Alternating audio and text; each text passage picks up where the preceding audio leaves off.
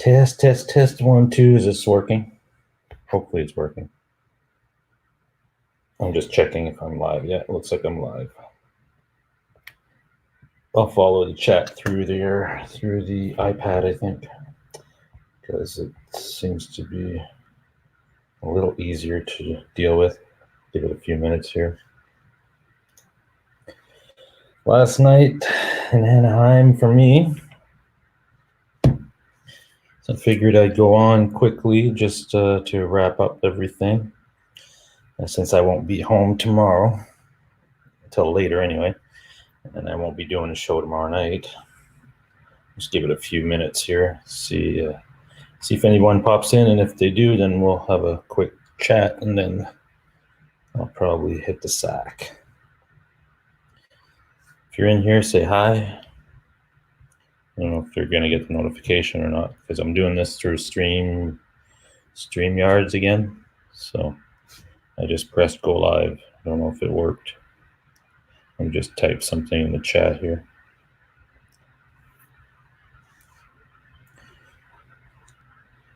Let me give it a few minutes. I'm just finishing doing some other video editing. Just edited and uploaded the Friedman video. So now I've got a bunch of stuff from Gibson to finish that I got done today. So I need to do the edit and get that out and going. Let's see. Just give it a second.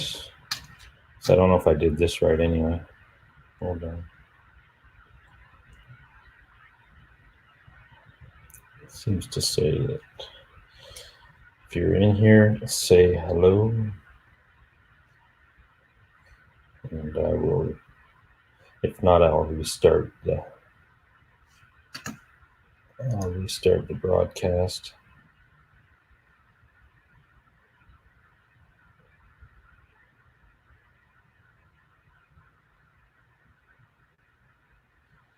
Let's see, I'll check on my phone as well to see. Oh, there you go. James Severin's in here. How's it going, James? I'm just starting this stream here and let's see if it's going to work. I'll give it a few seconds here. Let everybody jump in if you're going to jump in. The last night in Anaheim for me. It's a long day today too, so I spent the day getting some final stuff done. Good, awesome. How you doing, James? You enjoying your Les Pauls, or do you have more than one? Seems to be going good there. Let me check on my phone for a second. Yeah, I'm having a blast. Yeah, absolutely. It's a lot of stuff to do, but yes, I enjoy it. Yes, 5. You have 5? Wow. That's insane. I only have 3. Let's see, is this working? Yeah, it says I'm live, so we'll keep it like that. I think it's, what time is it on the East Coast? 10 o'clock? Yeah, 10 o'clock, right? Yeah, having fun. Went to the motocross race last night, which was super cool. Hey, Tom, hi, what's going on? And yeah, it was by the time I got back to the hotel last night, it was past midnight. After the Supercross race, right next door to the stadium was where Black Label Society was playing. I had tickets for that, and I just walked over after the race was done over there, and there was a line up at the door and everything. So I said, screw it. I didn't hang around because I had a bunch of stuff to do today, the Friedman interview in the morning and all that stuff. So I didn't get to go see Black Label Society, but that's all right. I saw a lot of stuff anyway. So did anyone see? No, I didn't see the UFC fight. I know there's a lot of people watching it. I did not see it. It was done in 40 seconds, really? Wow. I don't really follow it that much. I've watched it here and there, but I was at the Supercross race, which was awesome. It was really good, really good. Some good racing. Let me see. I'm just finalizing an edit on Epiphone. I did a full tour with Aljon about all the Epiphone models and the Kramer models. So I'm just finishing that edit right now, and it's rendering in the background. So I don't know if it might affect my video. I don't know. James been watching the NAMM videos, my NAMM videos. Oh, awesome. Yeah, I'm trying not to overwhelm people with too many video releases at once. I know there's so much in my feed just of NAMM stuff coming through. So I'm trying to just do a few here and there and try to do something different than everybody else. But hopefully it's good. Friedman video is great. Oh, awesome. Yeah, thank you. Yeah, that it was really cool of Dave to give me a little bit of his time to do that, which I saw him yesterday afternoon, and he was so busy. So yeah, I mentioned to him that I'd come back in the morning if that was cool with him, and he said yeah, and put me in the calendar, and I showed up this morning on time, and he just showed up right after that, and he was ready to go. So we did that. We would have done it inside the room where the amps were as well, and you could hear them and do some testing, like tones and stuff. But there was somebody in there playing, so I didn't want to take up any more of his time. So I said, let's just do it outside here where the amps were anyway. They're just like a display, and he could tell us all about the features and everything that way, which worked out well. Did you play any? Yeah, I did do a brief test inside the room there. It was the Jakey Lee one, which very I loved it. I loved it. Yeah, I can't. The other one I didn't. What is it? What is the other one? I didn't try the Dirty Shirley Twin Sisters amp, but apparently that would be a cool amp to get to, just with the features it has. I'd like the Stealth B. Yeah, the B100 Deluxe is the one that is my favorite out of the whole bunch, but it's pricey for me in Canada anyway. Dan of New Jersey, thank you for jumping in. Stealth. Oh yeah, the Steve Stevens. That's the one I was talking about. That I saw, and I heard other people playing it, and it sounded really, really good. So I think RJ wants the Twin Sisters now. Yeah, I saw RJ had played it, and I think that one would probably fit his style better, in my opinion. From what I've heard of him play, I think that Twin Sisters amp is probably the way to go for RJ. For me, I like it. I like it a lot. James says, "Man, that Gibson boot is big. A lot of great guitars." I would be like, "Yeah, it's quite impressive." I can tell you that out of all the stuff that I've seen, and there was some pretty impressive booths there. Like ESP had a big room as well, but nobody could touch what Gibson had set up as far as the live stage and all the guitars, and you could play every guitar that was there. There was no ropes or anything like the Fender booth. Fender had some nice stuff, and it had a nice booth design, but again, nothing could touch what Gibson put on as far as their booth. That stage where I took some footage of a band that played there this afternoon. It was unreal. They were so good. So once I'm done doing some editing, I'll upload a clip of that. I think you guys will enjoy that. Let's see. Mitch Amon, what's going on? Morris Dilbert, Bobby Clipper. How's it going? Sunny California. It's going great, but I got to go back to Toronto tomorrow, and I go back to the snow. So I'm not looking forward to the snow. It's not snowing, but it snowed a lot, I believe, on Saturday. So I got a text from my wife showing me a picture of the driveway, and it was completely snowed in. So it's a different world out there than what I'm used to, what I've been used to for the last couple of days. I'll tell you, it's going to be a shock to the system when I get home. But gotta go back. I miss home though. I think I'm not a winter guy, but still, Toronto's pretty cool. So yeah, so that today was just a lot of running around. Last day of NAMM. I find Sunday or the last day of an event is usually the best to get a lot of footage that that you can't really get when there's a lot of crowds because everybody's very very busy, and then there's all kinds of crowds around the equipment and stuff. So trying to get any footage or even get a chance to talk or interview with people, it's a little bit more of a challenge. But on Sunday, it's a lot more uh, laid back, and there's a little bit less people, so you can try to get in there and get some stuff. So that's what I did today, and got done around 4, came back to the hotel, started doing some editing and uploaded a few things, and decided to do this stream because I won't be back tomorrow night for my live show because I only get back to Toronto. I land, I believe, at 9 o'clock at night. So by the time I get home, it'll be like midnight. So I figured, hey, why not do a quick live stream while I'm here? And, that's the way she goes. Tom always misses home. Yeah, I think that's just a natural thing. There's nothing like home. No matter how fun other places are, it's still, it's not home. Toronto is Joe Rogan's favorite city. And is it really? I didn't know that.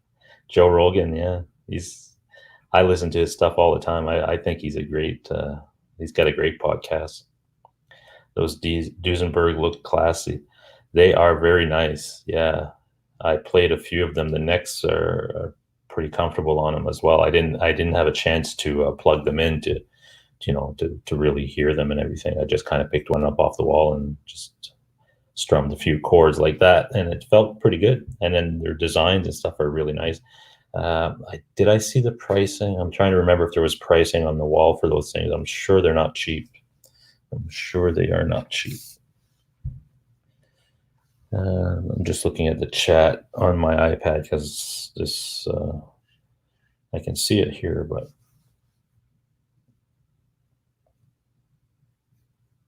Joey Diaz, yeah, he's always fun. Oh, Joey Diaz has his own podcast called The Church, and they get really really high on that, and it's pretty funny at times. But I hope everybody else has had a good week and not overwhelmed with all the NAMM footage, because like I said earlier, it's your feed is completely blew up with the NAMM stuff. Thrash, what's going on? Where are the doozies with the turbo on the front bumper? I don't know that part. Joey takes those stars of debt. Oh, does he? Stars of debt, 250 milligram edibles. Yeah, I don't know. I'm sure he does. I've seen him pretty ripped at times.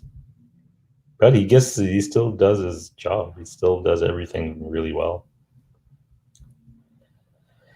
What else can I tell you? Last night was fun. Like I said, the Supercross race was awesome. Hey, Absolute Mayhem, what's going on?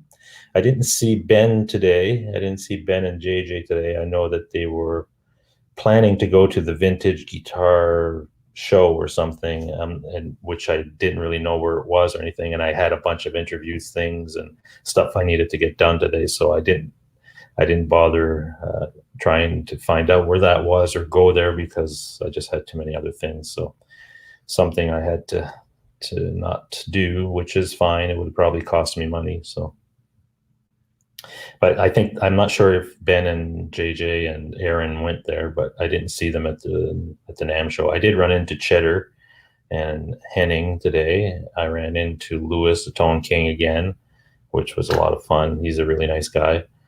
Who else did I run into today? Can't remember now, but Paul Reed Smith again. I ran into him in the hallway. But yeah. Let's see. Just checking out on the chat here. In the chat, sorry.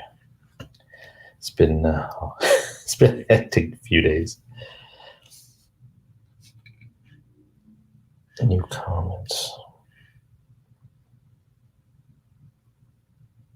I take like 25 to 50 milligram. I have a reasonable tolerance. I don't think I have any tolerance. I have some here that Ben shared with me, but I haven't tried it because I don't know what my tolerance is, and I'm in a strange place. I didn't want to be all screwed up and panic or something.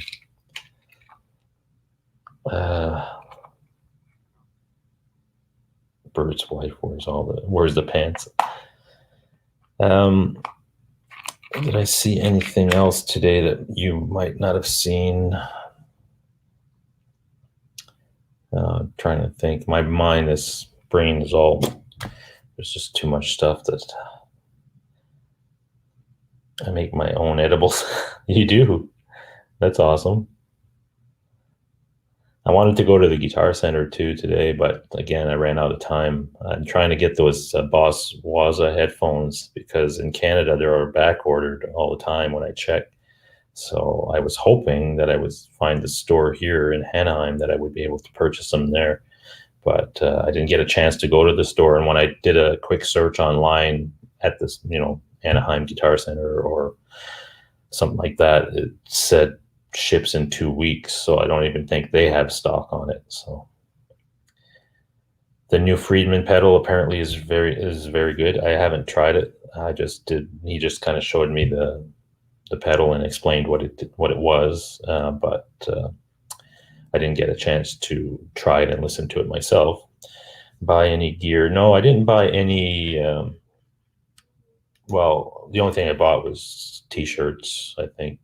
Yeah, t-shirts and a sweatshirt I bought at the Gibson booth, but I didn't buy any gear. I would have bought those Waza headphones for sure if they would have sold it to me at the booth, but they can't sell stuff at the booth, so they didn't. But yeah, I didn't buy any gear. Hank uses CBD oil to sleep. Yeah, that's why I wanted to get some. Ben gave me some just if I was having difficulty sleeping or anything, but I was fine. I didn't have any problems. James is going to buy one of those new Slash Les Pauls. Cool. The green one. Yeah. Wow. Yeah, they're pretty nice. They are pretty nice. That's for sure. Like when I looked at them on the pictures and stuff, I thought they were okay, but then I saw them in person and they're a lot better when you see them in person and you pick them up and stuff. They're solid, really good guitars, I think. But did I even find out what the price of those was? Because they're the regular line standards, so maybe they're just a little bit more than a regular standard, maybe. Jason Wade, what's going on? Nice to see you. Glad you're doing well. Morris, did you try the Waza headphones? Yes, I did try them, and I was quite impressed with them. For my needs, for what I wanted to use them for, they would be awesome. They would be perfect because they sounded really, really good. And when I was playing, I felt, to a backing track, I felt more inside the track playing along with it than I do if I'm sitting in my studio and the track is coming through speakers and my guitar is coming through speakers and I'm playing along with it. I just found that through the headphones, the way that they've done it, it's really immersive. So, and again, it's just something that you would have to jam along. Let's say you didn't want to bother anybody in the house, or you want to sit somewhere else where your amp might be in a studio or something. You want to go sit in the living room or whatever and have them on. That's really what I want them for. But I didn't expect them to sound as good as they did when I tried them. Let's put it that way. I thought it might be like a gimmick or something, but after trying them, I was like, wow, this is really cool. So I was all ready to buy them there. Did you see any rich dudes trying to buy guitars right off the show floor? I've heard that happen in the past with Fender. I didn't see it, but I'm sure some people have. Who knows? I didn't see it. I saw a bunch. Yeah, people buy them. Dealers buy the guitars, but I don't think they can take them from the show. They just put a tag on them, and they probably have a list at the booth with the salespeople, and they just put their name down. And when the show is done, they ship them the guitars to the stores that want to buy them, I suppose, or maybe individuals too. I'm not sure if you could buy it as an individual, but yeah, that's why you see the sold signs on them. What's up? Hey, there's JJ. What's up, brother? JJ, Ben, and Laz here. Awesome. Where are you guys? I guess you must be at your house, JJ. Did you guys go to the vintage guitar show today? I didn't get a chance because I was running around trying to get some last minute stuff done at the convention center and ran out of time. Sean Zimmerman says, "How about that race last night? I wish I could have been there. 250 was best. Fernandez or whoever you spell his name was a good race. I thought the rookie was going. That race was probably the best 250 race that I've ever seen. And I watch a lot of racing motocross. It was so good, and to be there live to see that happen the way it did. He took out two people, two of the same team, and that kid that crashed at the end that was leading, he was a 16-year-old rookie. If he would have won that race, it would have been massive. And he took quite like it and went down right to that last straightaway or the last section of whoops, and he was going to do that corner, and that was the finish. And they were just going at it hard, and he just screwed up and completely knocked himself out when he crashed. But what a race. I couldn't believe it. It was awesome. Let's see. Thrashes, I know the vendors can take. Yeah, the vendors do take orders. What new comments here? Jeez. We had a jam here. Oh, okay. Cool, Ben. PJ and the Beard, what's going on?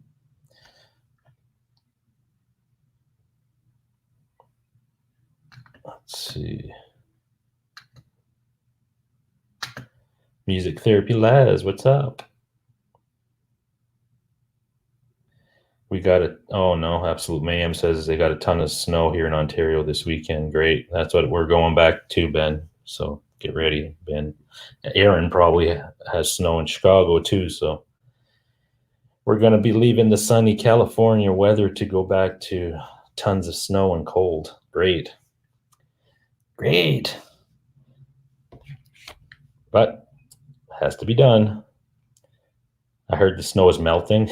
I don't think it'll be melted by the time we leave. I don't know when you're leaving, Ben, but I'm leaving tomorrow. So I get home tomorrow night.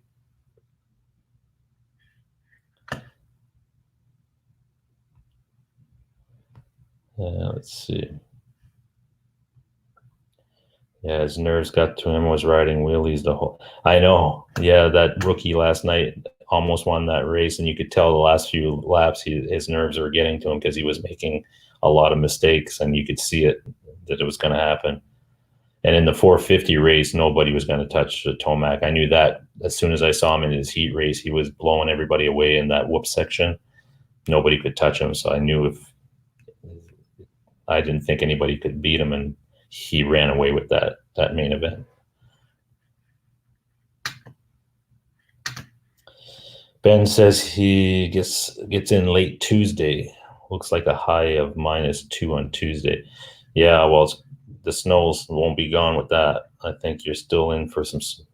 Well, hopefully the roads will be clear, but there'll still be lots of snow on the ground.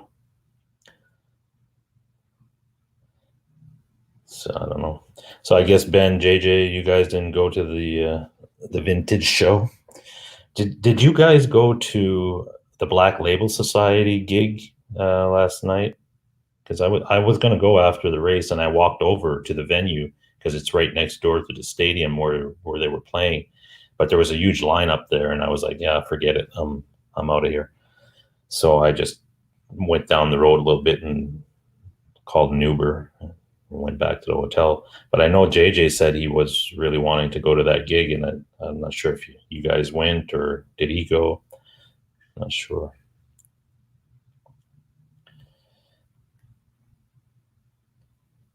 Yeah, I would have loved to seen Zach Wild, but again, I would have, if I didn't go to the Supercross race, I would have gone because I would have got there early enough not to stand in line and stuff. Because they weren't even letting people in. I think they might have been at capacity even. I don't know, but there was a lot of people. Word as it from other videos on YouTube. The new the EVH Frankie at the NAMM show is limited to 300. Oh, maybe. I don't know. I haven't heard if it's a limited thing, 300 pieces. It might be. If it is, I'm sure it'll sell out because I think it's about $1,500. So it's not unreasonable, like for the price. So they'll sell a ton of them. No, just hung out here all day. Didn't hit the gig last night either. Okay. I wasn't sure if you guys went or not. Has anyone tried 9.5? Yeah, I have 9.5s, but I've since changed them on most of my guitars. I was playing 9.5, and now I'm playing 11s, believe it or not, on all my stuff. But I'd like to get 10.5. I mentioned that in my last live stream, and 10.5 is not easily found at all music stores because they don't all stock them, because I guess not everybody plays them. There's only a few companies that I saw that make that gauge, but I'm gonna see if I can get some ordered at Cosmo or something, and I'll try them. 11's great. I just think the 10.5 would be just a little bit easier when bending, and it would still be thick enough to give me that tension that I'm looking for when I play. So that's my word on 9.5 gauge strings. What happened here? Man, hold on. Chat's moving now. Not hanging, playing here at JJ's. The show was ending too early, so it skipped it. Gotcha. We were beat after dinner. Yeah, NAMM is a great experience, but man, it catches up with you. Sean says, I knew Tomac was going to win too. I don't like Eli. No, some people don't like him, but nobody was going to catch Eli Tomac last night. I'm sorry.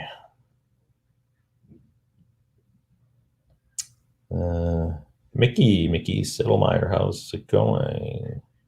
2,500 for the Frankie is what I saw. Really, Tom? I didn't see a price on the the guitar itself in the booth, but I thought I heard some people mention it was about 1,500. I think I was talking to Mike. What's his last name? Everybody calls him the Captain. He was a really nice guy too. I hung out with him for a bit, and he's really cool. But he, I think, mentioned to me that they were going to be $1,500. So.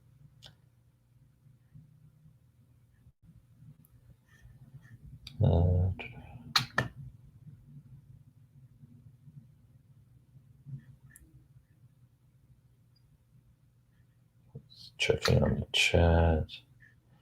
Was it only 15? That's what I heard. It was 15, but hey, I could be wrong, but that's just what I heard some people mentioning. Michael Smith, that's who. Yeah, I'm sorry, I forgot his last name. I just know him as the Captain, hanging around all these guys all week. Everybody's calling him the Captain. So hey, I saw. I hadn't run into Johnny Bean all week, and today I'm sitting in the Gibson booth in front of the Kramers and watching the band that was playing on stage. And who walks in front of me? Johnny Bean. Well, I saw John Mancuda there first, and then Johnny Bean behind him, and Alex Radford. And then I was like, "Hey guys, how's it going?" And I freaked out. So I didn't think I was going to get to see him or meet him in person because I hadn't seen him for the whole week that he was there.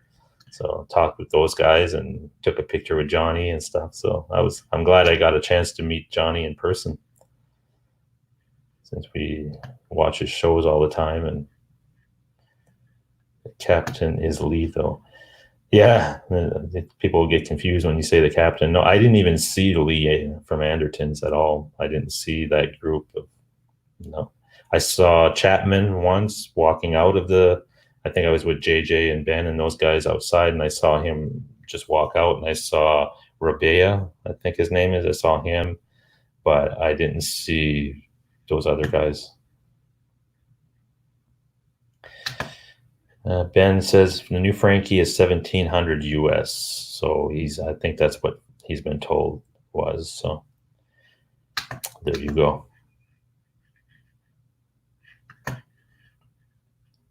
Six String Brian, you saw or heard John first? No, I saw him because he had his pink scarf and his hat, and he walked right in front of me because I was sitting there, and they were going to go look at the Kramers when they came in. So that's but he's the first one I noticed, and then Johnny was right behind him, and I just grabbed Johnny's arm. He looked like he was all didn't know what the hell was touching me, and said, "Hey, how's it going?" Then then he noticed who I was.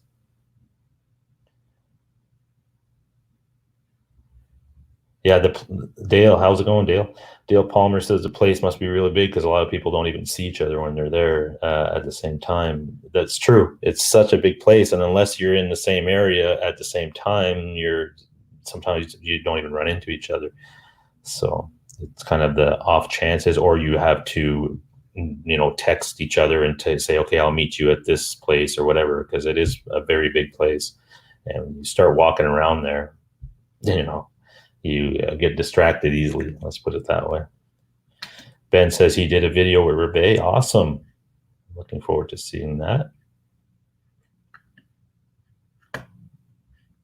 Rebay is a good dude. I didn't get a chance to talk to Rebay, but I did see him walk in there. So I don't really I guess it's just my personality. I don't always run up to people and say, hey, how's it going? If they're right in front of me or something, then I see that they're not busy or talking to somebody, I'll do it. But that's just me. But today I had to come out of my comfort zone. That was my goal today, was to go and talk to Dave Friedman like that. It's not something I would have done just even a couple of years ago, because that's not my personality. I've always not that I get freaked out about it. It's just that I'm very worried about people that are very busy, and I don't like taking up their time. I don't feel that, I'm just a small channel doing this stuff. I don't think that it's that important for them to do that. So today the goal was just forget about all that stuff and just go for it. And, whatever happens, happens. So I'm glad I did, because I feel more comfortable doing it moving forward now. So that's the other reason I wanted to come to this event, was not just because I wanted to see the gear and I wanted to have the experience, but it's also to come out of my comfort zone and interview people live and do the type of stuff that I did this week. Because I feel once you do that, you do step out of your comfort zone, then doing it again, like in a few months, if you go to another event, it becomes a lot easier. It's just like being on camera. The first time you go on camera, you're very nervous, or it doesn't, like if you look at my first live stream, if you go back to episode 1 of Monday Night Ramble, you can tell it's totally different. So the more you do it, the more comfortable you get. And covering an event or something was not something I was very comfortable doing at all. So one of the reasons I said I'm coming to this was to really focus on getting out of that mindset and just going for it. Let's see. I'm just trying to read the chat here I'm trying to read it through StreamYard, so it's a little different, so bear with me.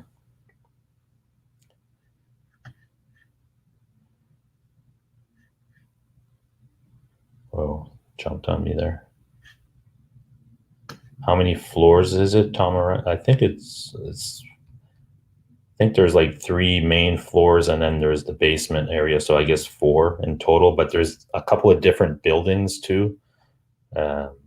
There's one kind of weird thing. It's like a big round arena type thing. Not like a huge arena, but it's called the something arena. And all they do in there is they have PA speakers hung up, and they're all around. So every company has a bunch of PA speakers, and they do demos. So they'll do a demo for 10 minutes on this brand, and a demo, and they crank up the speakers with music and stuff, and people are there listening to them. I guess companies that want to buy or rent stage equipment for concerts, that's where they get their information for loudspeakers. But yeah, it's a big place, man. Big freaking place. No doubt. By the way, Six String, great video. Oh, thank you. Thank you. I appreciate that. Absolute mayhem. It was fun.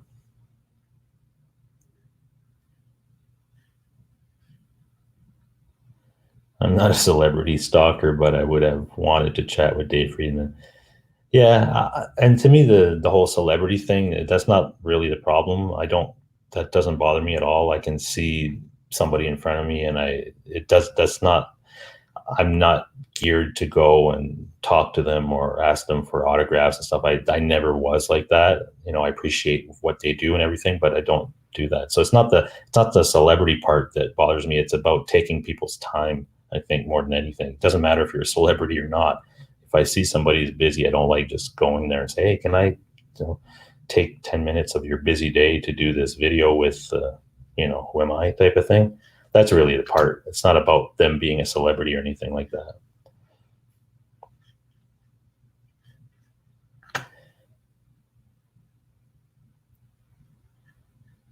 Oh, thank you, Hank.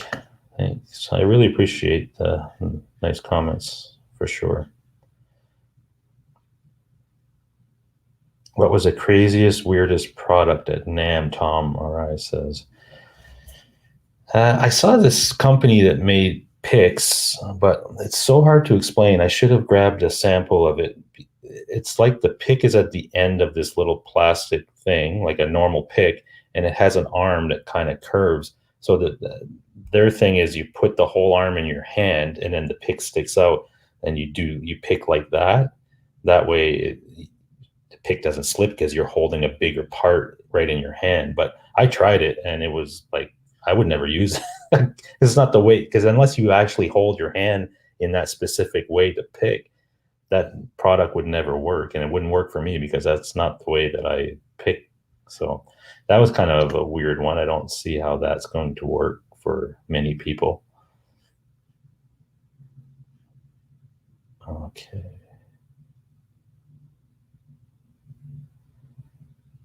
Yeah, Dale says that's a good approach to grow your interviewing skills. Yeah, sometimes you just got to get out there and do these things, and that's the only way you grow and learn and get better at stuff is by doing it, even when you're uncomfortable doing it.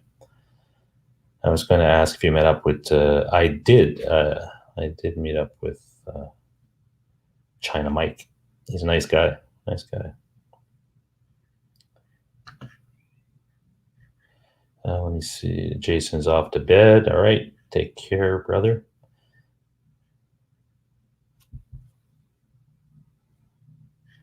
Thank you, James. James Severin, I really appreciate that. Thanks.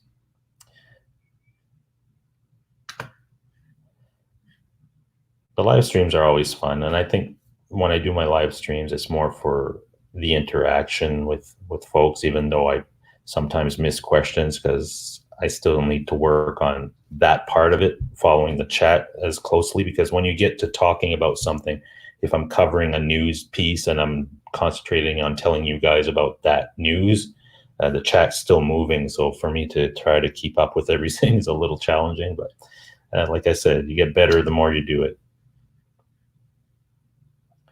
Let's see, where are we here? I don't like autographs, but I'm cautious to not interfere with people in people's lives. Yeah, I'm the same way, Tom. I'm very much the same way.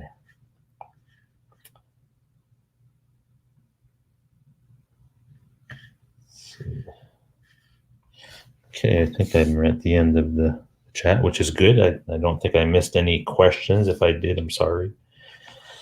And yeah, so what else happened today that might be of interest? Well, the Gibson coverage is, I've got way more Gibson coverage coming.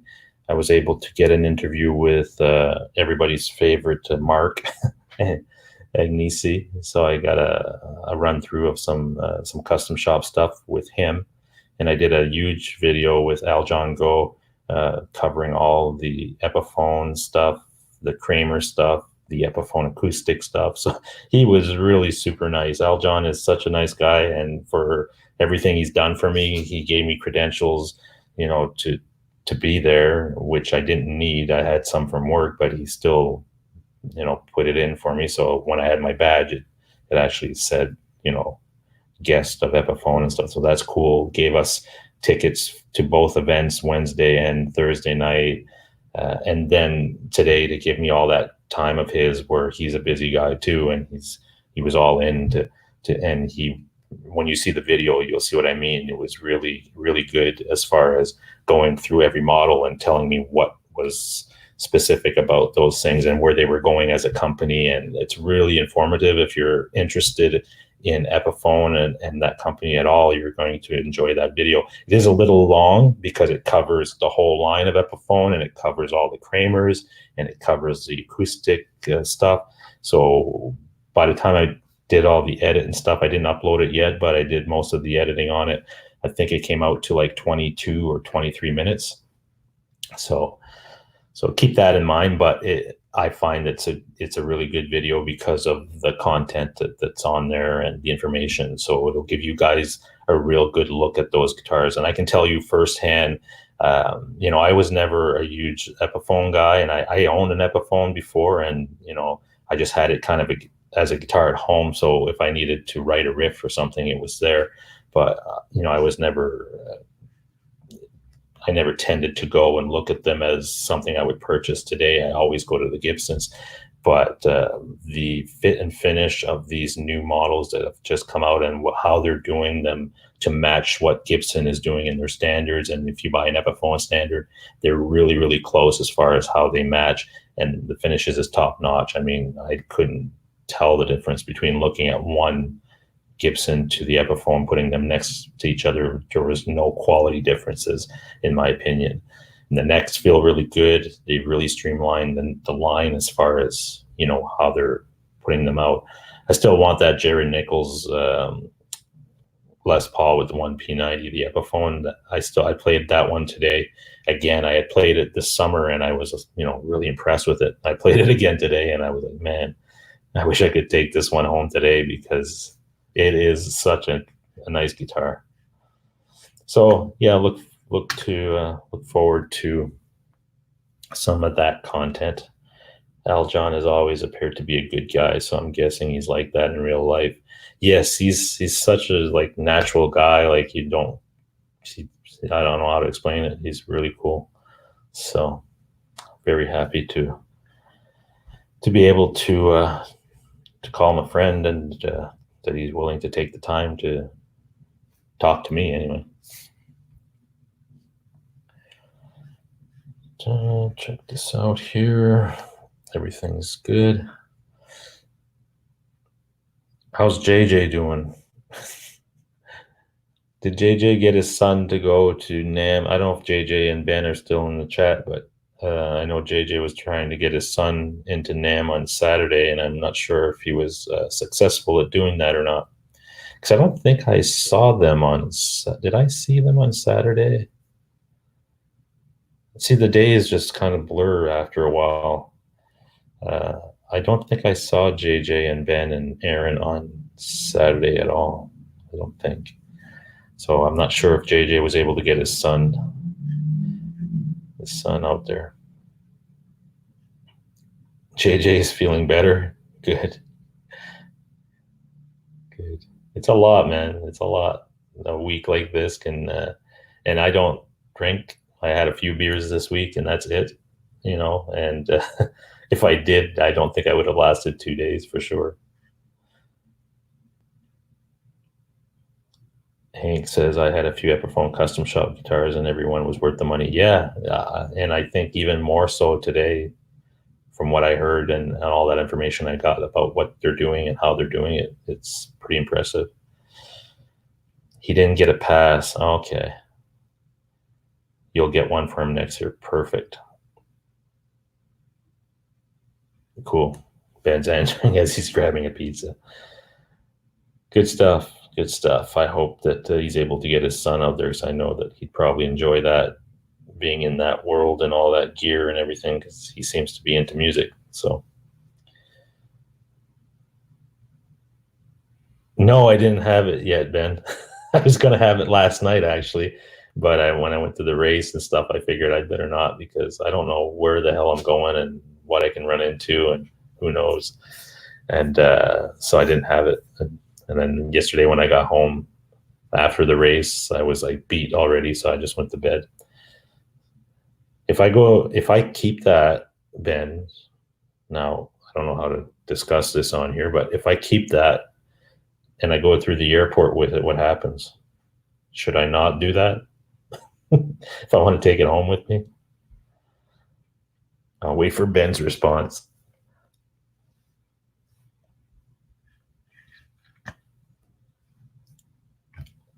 And you had some, so you can tell me how it is, but you have a different tolerance than I do.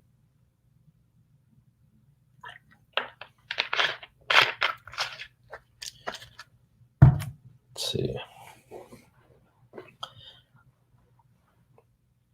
But I might get that Jared Nichols Epiphone if I can work something out and try to get one.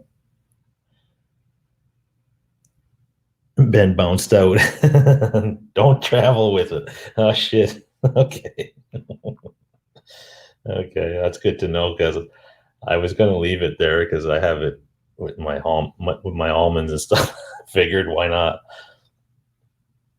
I would take it on the way to the airport and enjoy the flight. Oh my god, I can't. I don't think I want to be around people because I don't know what the hell will happen. Don't travel with it. Everybody in the chat probably wondering what the hell are these guys talking about. It's okay. It's all good. It's all good.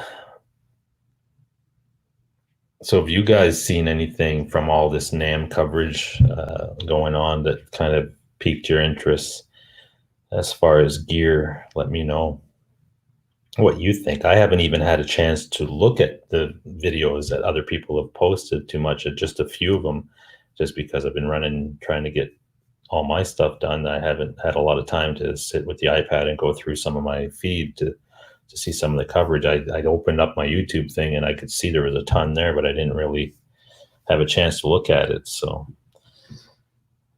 I'm sure there's tons of content about all kinds of stuff. It's hard to do well, especially for me. I'm a one-man band type thing. But this little camera thing, the GoPro's not in it right now, but this setup that I had, man, it worked out really cool. I had the little thing here for my mic, and I could give the other person a mic. I had a mic, so we had good audio. It was really compact, just this. I had a couple of spare batteries that lasted me, for the full day. I had to change batteries a few times. So as a one-man band, this really worked out really well. So I'm happy that was the other thing I wanted, because I'm going to another event in April, which is not music related. It's video and photography related, but I wanted to do some coverage at that event and use a setup like that, because I used to bring a big carry-on bag with lenses and cameras and stuff, not to do the coverage, but to take pictures or video of wherever I was, just for myself. And I really didn't want to do that this time because it's just too much stuff to bring. And so that worked out very well. I think that's the way to go now moving forward for me. That little setup with the mics and that GoPro takes really good video. I also had another phone with me. I had an old phone that I'm not using. I brought that as a backup in case I wanted to shoot more video with and use the phone as the device. But I only ended up using that once, and that was at the Gibson party, because I didn't want to bring my GoPro at the Gibson party because wasn't sure if that was allowed or not. So I brought that spare phone, and I kind of shot some of the footage you saw with the phone. Let's see. The Luna system, Music Therapy Labs. Yes, the Luna system. Actually, I did a video with the guy today at Universal Audio. So I'll probably be editing that sometime this week, and I'll post it this week. It's kind of a quick run through around the Luna system. And for those people who don't know what the Luna system is, it's a new software package that works with the Universal Audio interfaces. Universal Audio, it's a Universal Audio product, but what it is, it's all integrated, and that way it has plugins and stuff built in, so there's really no latency. It's all real-time type of stuff. It's pretty in-depth what you can do with it. So if you're into recording and home recording and stuff, and you want to put together a nice studio build, you would probably be interested in that system. So yeah, so keep an eye out on my channel for that to come out very soon. Like I said, I was able to have an interview with one of the guys at Universal Audio today, and we spoke about that the Luna system. It wasn't a long video, maybe 5-6 minutes or whatever, but it'll give you some more details on what it is and when it's coming and how much and all that stuff. So keep an eye out for that. Ben says I did an interview with the 6-string Brian guy. Yes, you did. Yes, you did. That was awesome. Thank you for doing that, Ben. I appreciate that. Appreciate that your support for sure. Phil Mosley, what's going on? Nice to see you, brother. Hope you're doing a show tomorrow because I don't think, well, maybe Ben is doing one from JJ's. I don't know when Ben's going back home. I'm not going to be on tomorrow night, so you'll have to, folks, if you're in here, go check out Phil Mosley Music tomorrow at 9 Eastern. And Ben, you can tell us in the chat if you're doing a show tomorrow night, and folks will jump into your show as well. Chopper guys, what's going on? The new 70th anniversary Fender broadcaster. Yeah, I did see those ones. They're very nice. I don't know how much they were or anything, but they did have a display with at the Fender booth that was just dedicated to that brand or that series or whatever. So they looked really nice. JJ footage looked and sounded great. Oh, thank you, JJ. Much appreciated, brother. The compact setup is more practical. Well, that's what I was starting to say about the compact setup. It's like I see a lot of these bigger channels like Andertons and Sweetwater, and those guys are all walking around. They've got a team of people with them, right? They've got a camera with a tripod and an audio thing and boom mics and all kinds of stuff. But they've got 3, 4, 5 people sometimes working all that stuff and doing interviews, and it looks great and everything. But as a one-man band, it's just no way. You kill yourself trying to haul tripods around and stuff like that. So trying to come up with a system that is very compact and easy to use, and you have to be creative in how you shoot. So you shoot your B-roll and you shoot your interviews, and then you put it all together in editing, and it still works very well, in my opinion.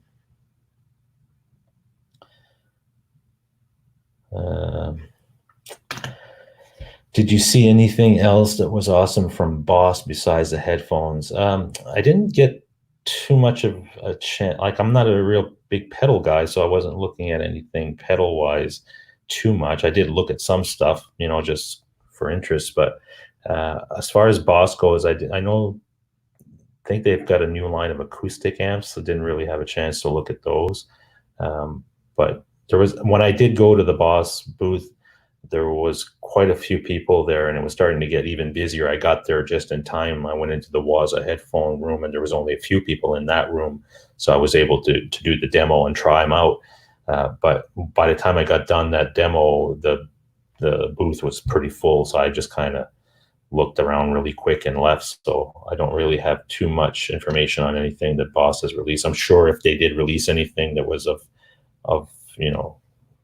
anything substantial, there's probably tons of videos online about it already. So all right, James Severn, take care. Yes, I will try to have a safe trip and a good one. Hopefully everything goes well. Airports are always fun. Brad Egan, what's going on? Glad you're enjoying the coverage from NAMM.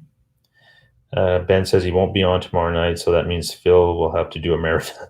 Phil Mosley, you'll have to start your show early and do a 3-hour show.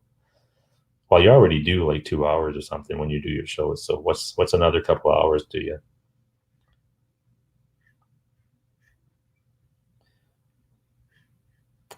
Okay. Oh, stupid thing jumped on me here. Yeah, Phil, no problem. Yeah, I've been having a lot of fun. Let's see. Hey, how about we play that giveaway game?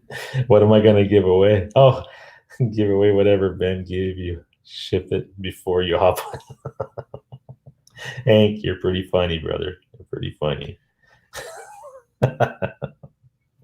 No, I'm not doing that. No, no giveaways tonight. No giveaways tonight.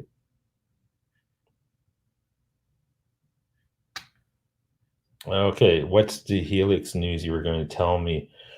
Um, well, I think it's already been posted now, so I don't know if I'm safe to say it. If I'm not, just keep it within this chat. 2.9 is the next version that's coming out, and they didn't give us a secure date on when it's coming, but it said very, very soon. So that probably means before spring. So it could be a couple of months.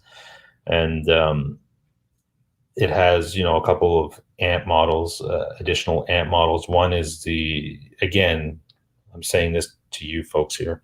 I don't know what I can reveal and what I can't. Uh, One is a Rev, the other channel of the Rev, and a couple of compressors, I believe, and some other stuff. But the bigger thing for me is and JJ and I were speaking about that. They're going to put meters, like actual meters, on the interface now as part of the firmware. So that's going to be awesome. And they're also going to have something.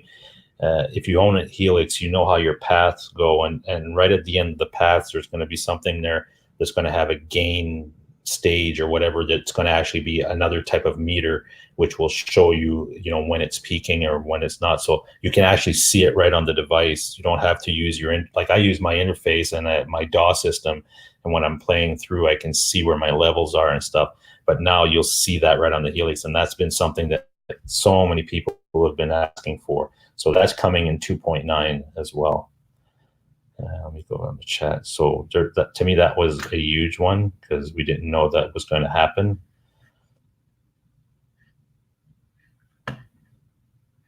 Dan Anderson, what's going on? Nice to see you.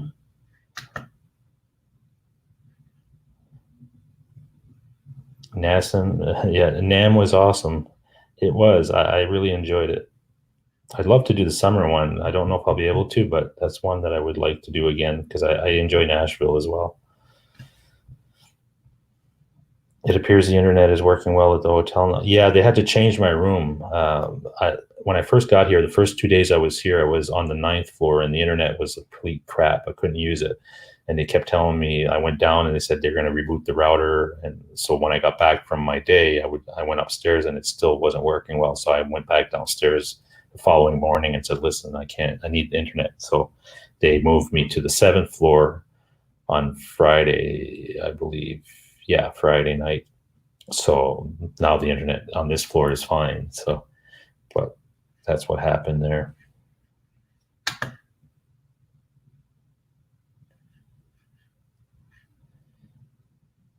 Awesome news on the heel. Yeah. And 3.0 is coming very soon too. And that's got a bunch of things that I can't talk about because they told us not to say anything, and I don't want to get in trouble. But so just let's put it this way, JJ. You own a Helix. There's a lot of good stuff coming. So it's not an end of life product like some people were talking, like saying it's been out for a while, they're going to release a new piece of hardware. I think we're probably still a year away, maybe year and a half, 2 years before we see like a new hardware piece. I think that the processors that are in that Helix and the firmware they're writing for those processors will be maxed out in a few years, but all that hardware can handle all these things that they're throwing as add-ons. And they knew that when they created it, how long of a lifespan that they were looking to have, as with the technology changing as fast as it is. So the engine itself and everything will keep improving. So that's good news for folks who own a Helix. And, if you just bought one recently and you think they're going to replace your unit, I don't think that's going to happen in the next year or maybe even 2 years. So, but the firmware updates they're releasing is really bringing a lot of functionality improvements to the current units, which is what everybody wants. So that's great news to me anyway. Let's see. Absolute Mayhem says, is there anything you miss about Ontario besides Tim Hortons and family? I don't know. I like my country and province, Ontario, I guess. I I just don't miss winter. I think everything else about Ontario and where I'm from, it's great. I love it, but I just don't miss winter because when you spend a week in this environment, you're like, man, I wish all year could be like this. And I see motorcycles riding around. I'm a huge motorcycle guy. It's just killing me that I'm going to have to wait until probably April before I can ride up in Canada. So things like that. But other than that, no, it's I like it.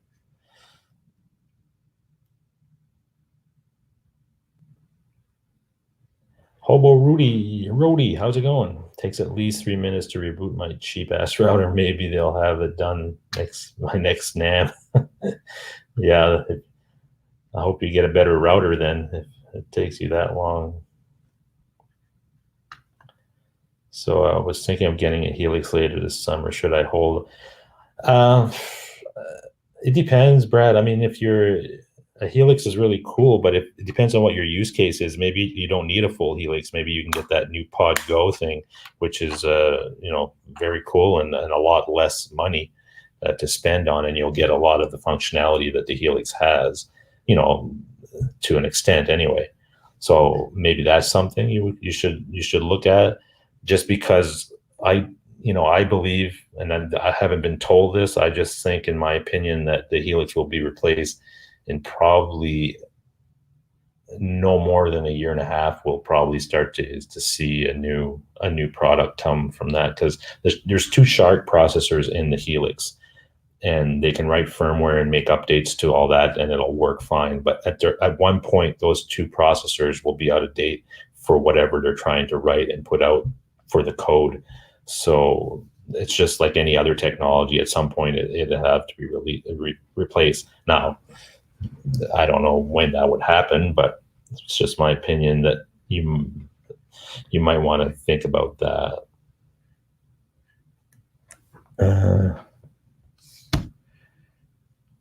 All right, I think I'm caught up on the chat. All right, okay, that's cool. Yeah, so what else could I tell you guys?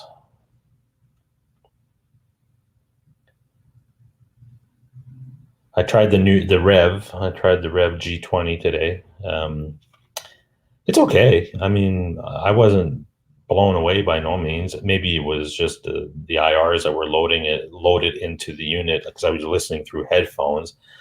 Maybe they weren't set up the way that I would like them set up for my sound. It was okay, but it's not something I would get rid of my Helix to go to that type of thing with an amp and IR built in or something. Not that particular one. I haven't tried all of them. Like, I never tried the Pete Thorne one because it's way too expensive for what it is. I didn't even want to try it. But yeah, the Rev one, because Rev makes really good stuff. I like their amps and stuff, but when I tried that through the headphones today, I wasn't completely blown away. So it could be just the IRs. Does the Pod Go take IRs? Yes, it does. You can load your own IRs in there. It's got a USB. Just bring it up. It has its own interface. That's the other thing I want to say, JJ. The update process, once this new firmware is put in place, it's going to change your life, because the way we have to update our Helix now, it's plugged in through USB. You have to download it from the website. You have to run the thing. You have to reboot, do all kinds. Now it's all going to be built into the HX Edit. There's going to be a button down at the bottom that says Update Helix. You click on it, and everything gets done that way. You don't have to go and download files and change things. It makes the process a lot simpler. So that's the other thing that's in that update. Yeah, Bobby Clipper says, but the Pod Go does take out. Yes, it does.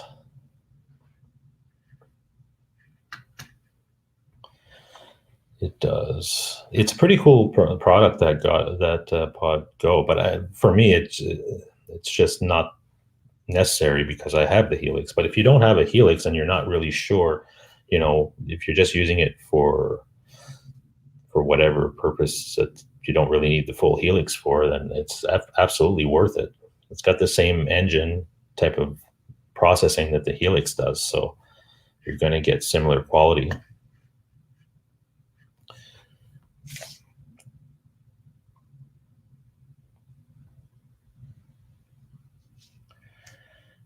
I was watching late last night. Who was on?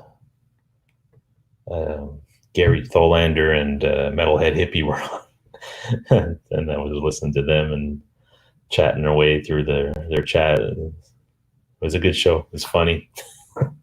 They got into all these weird sounds. Metalhead Hippie was doing all this stuff, and it got off the rails, like shows like that.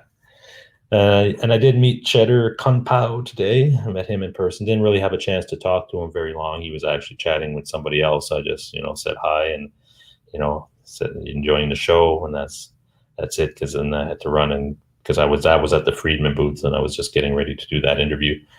And Henning, I did see him and said, shook his hand and said, "Hey, I like your content and stuff." But again, he was busy doing stuff, so didn't get much a chance to talk to him more than that.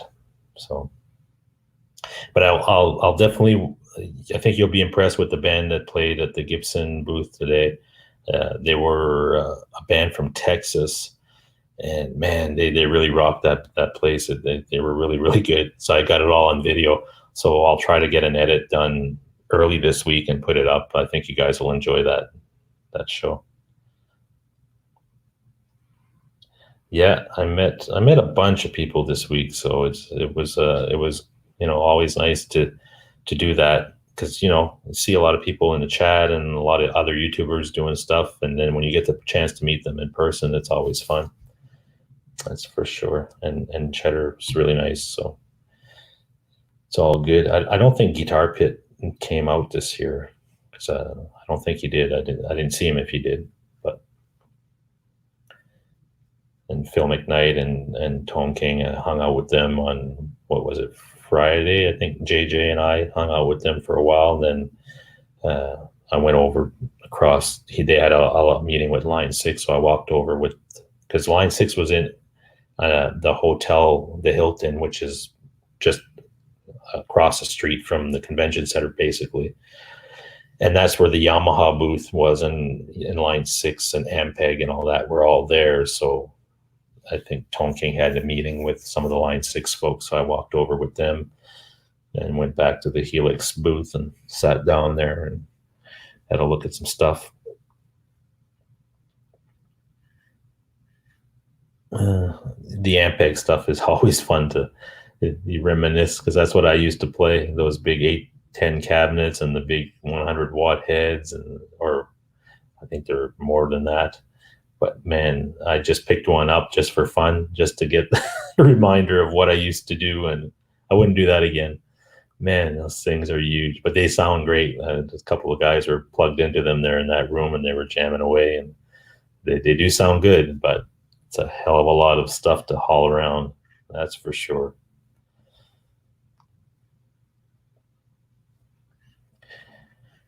So, what time is it? Oh, I can't see. So it's 11:15 p.m. on the East Coast. So it's 8:15 here. Cool.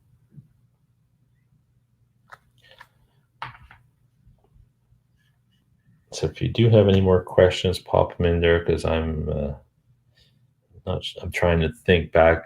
My brain is pretty fried right now. Trying to think back of everything that, as far as a NAMM wrap up, I could think of. I'm sure next week, as I get all my editing done and all my video footage and all that stuff sorted out, there's some other stuff that'll come out that I'll remember.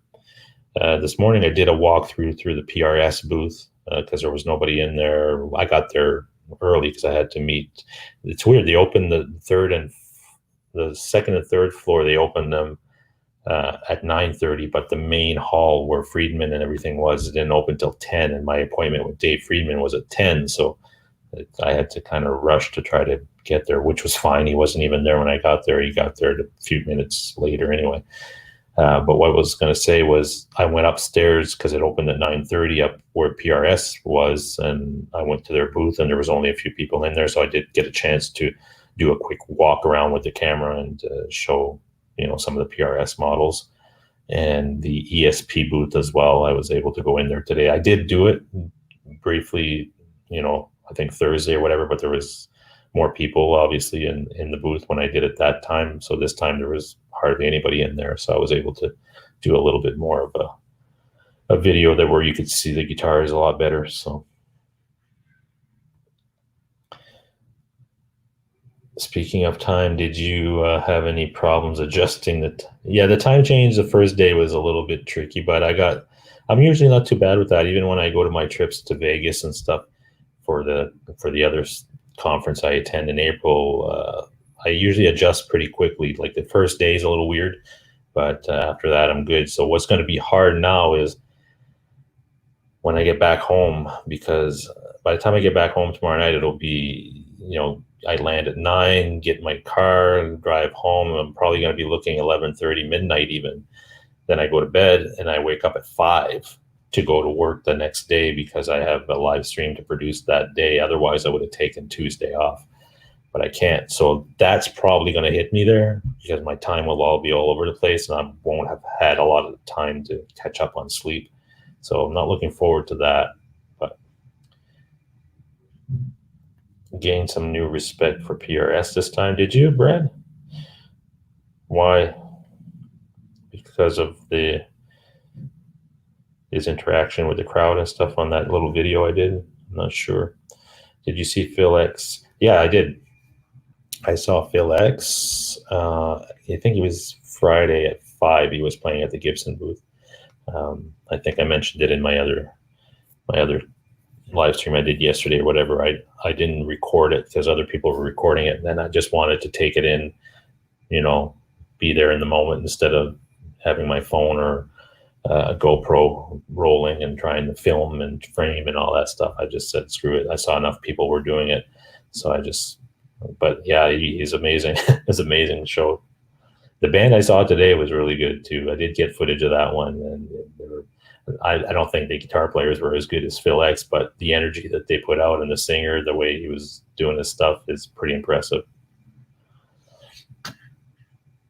It'll be a tough adjustment. Yeah, I'm not looking forward to it, Dale. Thrash says last year saw Paul in a private room interviewing Santana, who had some really profound things to say, and getting roasted by his son. Oh yeah, I didn't see that one. Watched a bunch of videos with PRS and Paul. Yeah, their stuff is really nice. Don't get me wrong. Just I don't know if you're a Les Paul guy. Sometimes the PRS stuff is nice, but it's not something that you're going to go and spend $4,000 on. I'd rather if I had $4,000 to spend on a guitar, I would go to another Les Paul or something of that nature. Obviously, I'm more drawn to that. But yeah, PRS does make some great stuff. I mean, no doubt about it. The quality of the build and stuff is really nice. It's just a style thing for me.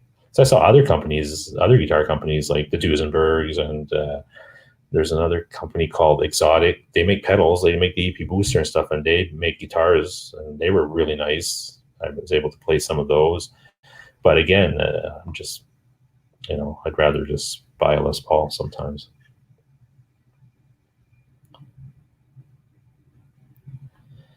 Brad says he has a small issue with their tops not being well matched on the ad line. I don't know. They're depending on which version. If it's a cheaper version, maybe they don't put as much detail into the book matching of the tops. But the higher end stuff that I saw from PRS, their tops are pretty darn good. They're pretty matched. So I guess it just depends on what you're looking for.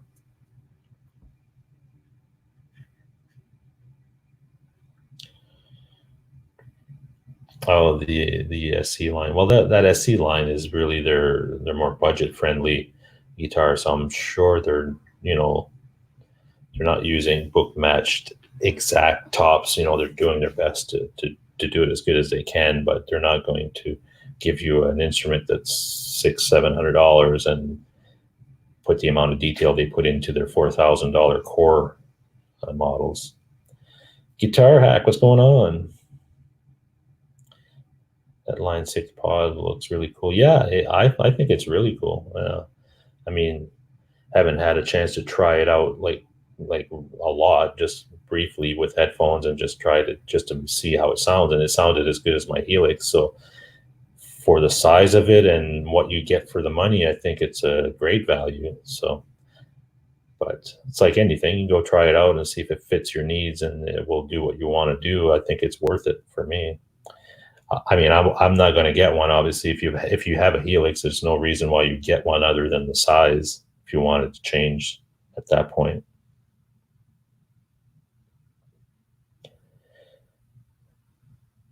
let's see. Do you guys get the vibe? That vibe? Did you see the Peaches video with him at NAMM? I didn't see that video. Sean Zimmerman asked. No, I did not. Did not see that one. Big hack attack.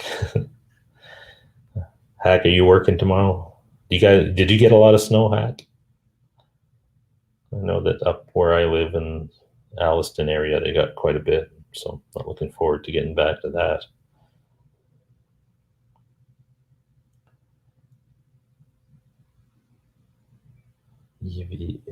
EVM 412s for a little under 4 Gs.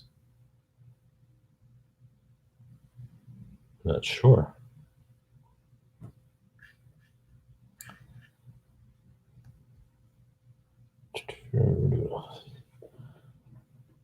And the guys from Universal Audio were also showing the aux, because the aux did get the aux box. Remember that thing?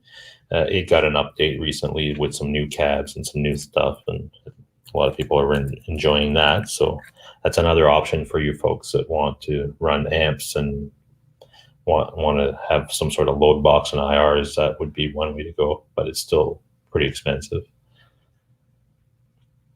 We got about 18. Oh my God, 18 inches. And yes, I'm working, man, 18 inches. Damn.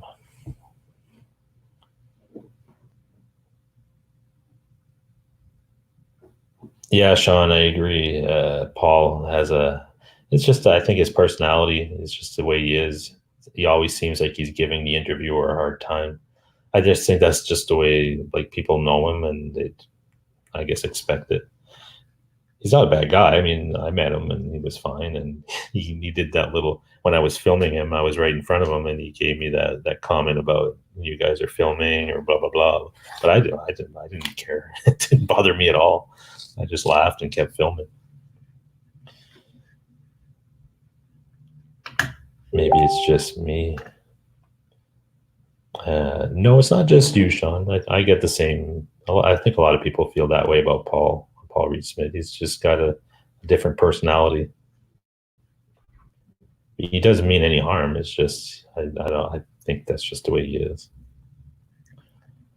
Only 8 to 10 inches in Ottawa area. Oh, that's good, Brad. I thought you would get more than Toronto, since you're west and north, or not west, but east and north. I have a snowblower, music therapy, Laz, but the driveway's all shoveled, I think, now. My wife did it. So I'm going to have to buy her something, because she was stuck with that mess while I was out here, and she doesn't run the snow blowers, so she went out and shoveled. So yeah, I'm gonna have to pay for that.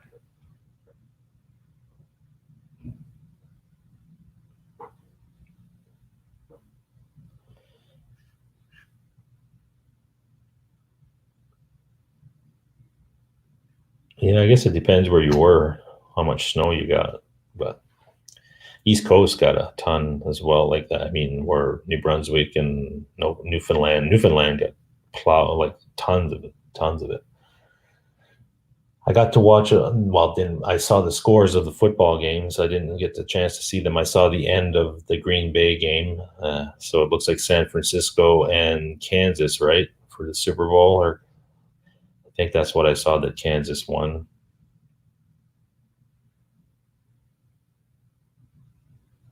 I think that's what it is. But that's what I thought would happen for the Super Bowl. It would be Kansas and San Fran. It's too bad. Green Bay. I wish they would have got in.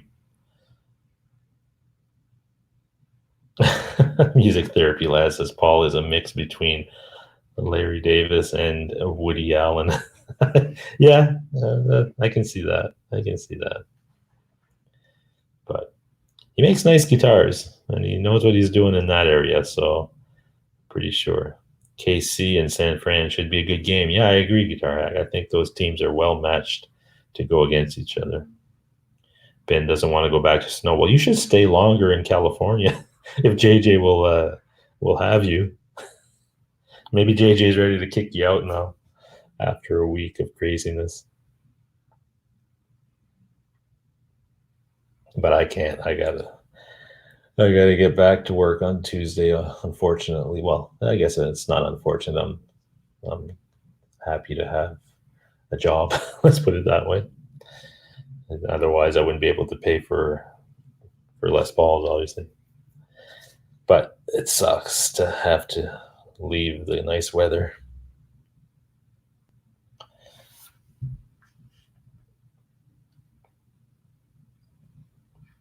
Go Niners, yeah. So you guys think the Niners should win it? Yeah, I think the Niners have a really good chance. Ben's planning on staying longer next year. Do you hear that, JJ? If you're still there, get ready. You might have to deal with Ben 2 months next year instead of a week. He might stay for a couple of months while winter gets done in Toronto or Ontario, I should say. It sucks being a dad. All yeah, no doubt. Guitar Hack. Sometimes it does.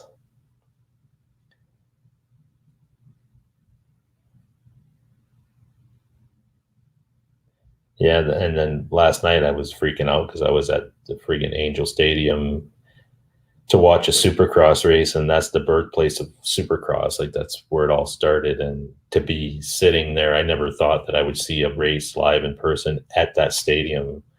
It's such a motocross centric type of area. Anaheim is like huge for dirt bikes and stuff. And I was just sitting there taking it all in. I was like, man, I can't believe I'm actually here. 50 years old. It took me 50 years to get there. But man, yeah, I was really, I had a big smile the whole time I was there. I had pretty good tickets too. I bought tickets at last minute online. I went on my phone when I got back to my hotel room because I wasn't sure if I was going to go to the race. I was thinking maybe I'd go to Black Label Society or whatever, or just take it easy or whatever it was. I said, I'm stupid if I don't go to that race because I'm the biggest fan of that stuff. And it's, the birthplace, the kind of holy ground for that type of thing. I would kill myself having been like 3 miles away from the race and not have gone. So I went on my phone and was able to there was only a few tickets left in that area where I wanted a good seat. I didn't want to go there all that time, all that wait to get to that stadium and get a shitty seat. So I think it cost me about $120, but I did it through my phone, and there was only a few seats left in that section, and I was able to get it. So it was pretty seamless how that worked out. But I was so happy that I was able to do that. As I'm walking out of the Uber and I'm walking towards the stadium, you see the big A and everything, and I'm like, wow, this is pretty cool. So I was very appreciative to have been able to do that.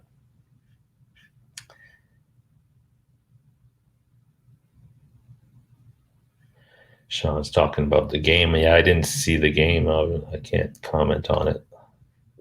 I just saw that I saw the end of the Green Bay one, but that's it.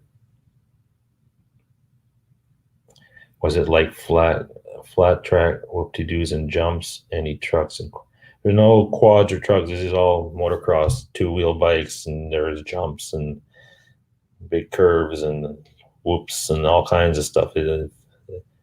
It's pretty intense, and what these guys do is pretty impressive, and it's super competitive. And there's some guys in there that don't like each other there, and so when you're on a dirt bike doing that, going into corners and jumps and stuff, and you don't like the guy next to you, you're competing, and it gets pretty rough.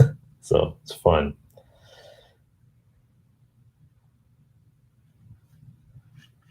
But yeah, I'm super happy that I was able to to go and experience that in person. Like I've seen live races before when they used to come to Toronto. They don't anymore. Well, they didn't last 2 years. They haven't come because I think the race teams were having, headaches trying to cross the border with all the equipment and stuff. I think it was becoming a little bit much. So they took Toronto off of the circuit. So last couple of years, I haven't seen a live race. I used to go every year when they come to Toronto, obviously, but they haven't been there for a few years. So, but I never thought that the next live race I would see would be in Anaheim, because Anaheim is like the gold standard when it comes to motocross racing. That, and when they do the final race in Vegas at Sam Boyd Stadium, that's a big deal too. But yeah. Did you see Joe? No, I don't think Joe was here. I don't think he was, because I didn't see him. And he might have been at that vintage guitar show today that I didn't get a chance to go to. I think JJ I was talking to said that Joe Bonamassa was there last year at that vintage guitar show, but I didn't get a chance to go to that. So maybe he was there, but I didn't see him walking around NAMM or anything of that nature. But there was lots of stars. There's a lot of guys that like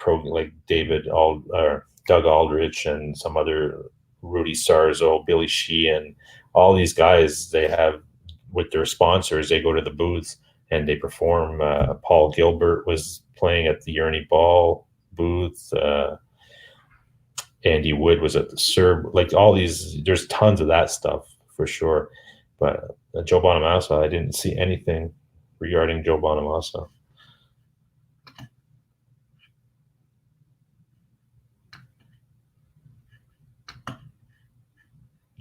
Joe was probably down at Norm's to buy an old Les Paul without being stocked. Yeah, maybe, Dale. You might have a point there. You might have a point. But I don't know if Joe would have been walking around NAMM, if he would have gotten, like, he would have gotten attention, but not, it wouldn't have been, because it's so big and it's there's so many people and stuff. And like, I mean, I saw Rudy Sarzo walking right down the aisle, and very little people were freaking out or jumping out to go shake his hand and all that stuff.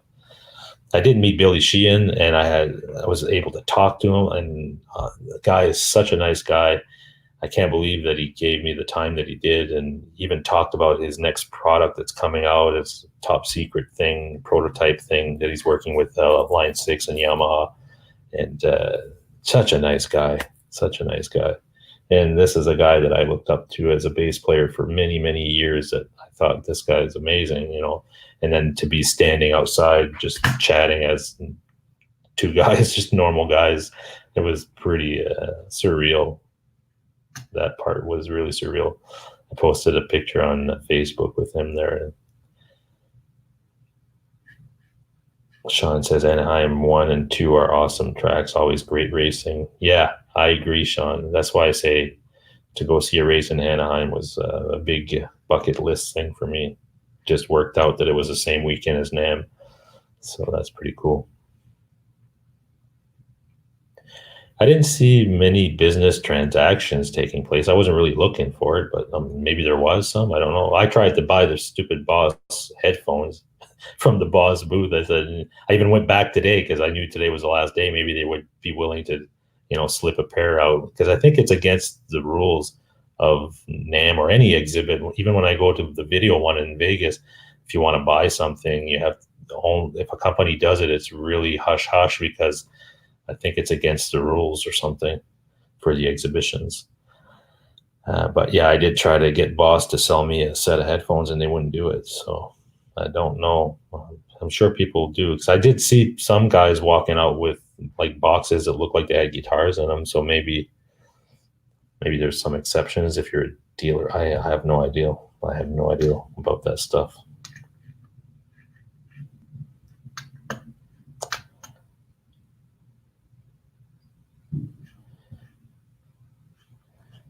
Thrash says he did home theater alarm stuff at Kerry Hart. Yeah, he's a huge motocross guy, or back in the day he was. Practice area back, big jumps. Yeah, of course. I think his son now is going to get into racing, Kerry Hart's son.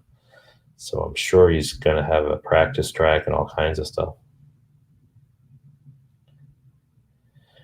Are you familiar with the bassist Brad Russell that used to tour with Gary Hoey? The name sounds familiar. I'm just trying to picture his face in my head. Not off the top of my head, I'm not. But that does ring a bell, the Spanish Fly on bass. I think I know who you're talking about. Yeah, Sean, I miss being able to ride dirt bikes too. Not that I can't, it's just that, and I did just a few years ago. I had a 450 RMZ 450, and I had a KXF 250 before that. I had that for one season, and I bumped up to the 450, and my body just can't do it anymore. And I just don't want to go riding and like with a bike like that, just go trail riding. No, I go on the track, and when I go on a track, at you know, I'm not 20 years old anymore. So if I do something wrong, my reflexes aren't as fast as they were when I was a kid doing that, and it's a little dangerous. I got a mortgage and things take care of, so I don't want to end up in a wheelchair. Let's put it that way. But I do when I watch these guys race and stuff. I wish I could still be out there doing stuff like that, but nope. I'm fine with not. Last year, John Mancuda tried buying a pink. Yeah, I remember that he tried buying that pink pointy guitar from one of the foreign vendors in the basement. Did he ever get it? Not sure if he got it. He was all over the Kramers, though. He seemed to like them today when I saw them. Him and Johnny Bean and Alex Radford's a really nice guy. I had a conversation with him, and really cool. Overall, it was a great experience. I would recommend it to anybody who's thinking of ever doing a NAMM show and wants to know what it's all about. It's a little intimidating at first when you get here, and it's like there's way too much stuff. You gotta pace yourself, and if you can, do a little research before you come to the show and figure out what it is exactly you want to see, and look at the map, the show map or whatever, or the app, and find out where these things are. So when you get here, you can focus on going exactly to that. Because if you just come in wandering and looking around and stuff, you're going to miss a lot of stuff, and you're going to get overwhelmed, and you're going to get tired quicker. And that's my opinion to anybody who hasn't been able to attend Winter NAMM and you want to do it in the future. I'd recommend doing it, but with those caveats in place, you'd probably have a better experience if you plan it out a little bit ahead of time. And then you're going to run into people left, right, and center. So sometimes your plans will get derailed a bit, but that's not a big deal if you've got somewhat of a plan. Late breaking news. Apu will no longer be a character on this. Apu, how come? How come Apu won't be a character? Am I missing something? Guitar hack? Apu. Mancuda sure likes pink. Yeah, when he stood out. That's the first thing I saw when he came into the room to come and see the Kramers. It was his hat and scarf. And then I noticed Johnny Bean right behind him. Johnny's a really short guy, and then you got this tall guy with the scarf and the hat. So it stuck out for sure. What did I miss about Hapu there not being on The Simpsons? Did something happen? Is it a racial thing?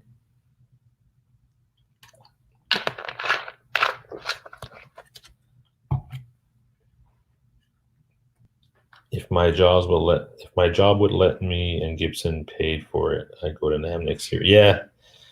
Yeah, I know. Well, with your job, it's a little tough at that time of year to try to do it. You'd have to call in sick, or I don't know how you do it. But yeah, Gibson paying for it. I don't know if they would do that. I heard they signed they got another artist on board with them. It's a big artist too. It's Jerry Cantrell from Alice in Chains is now a Gibson artist.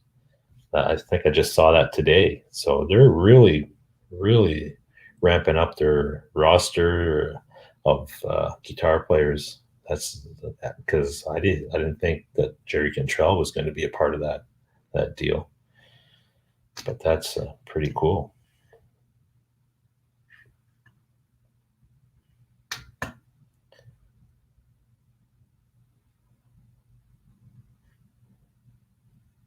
The Simpsons are losing their diversity. Yeah, I don't know. I didn't see that. Huh.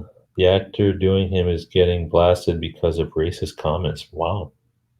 I missed all that. I didn't see, I haven't been watching any TV or any news for the last week here because I just go to the conference and then at night we had the events.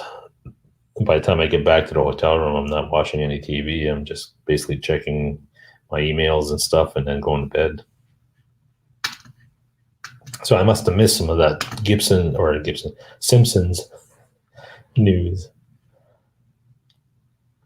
Sean says he still has a Suzuki RM, but his health hasn't let him ride in the last 3 years. Yeah, I have a track so I can get better. I'm going to have some.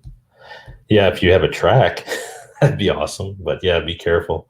If your health isn't up to speed, especially on one of those bikes, you can do a lot of damage to yourself.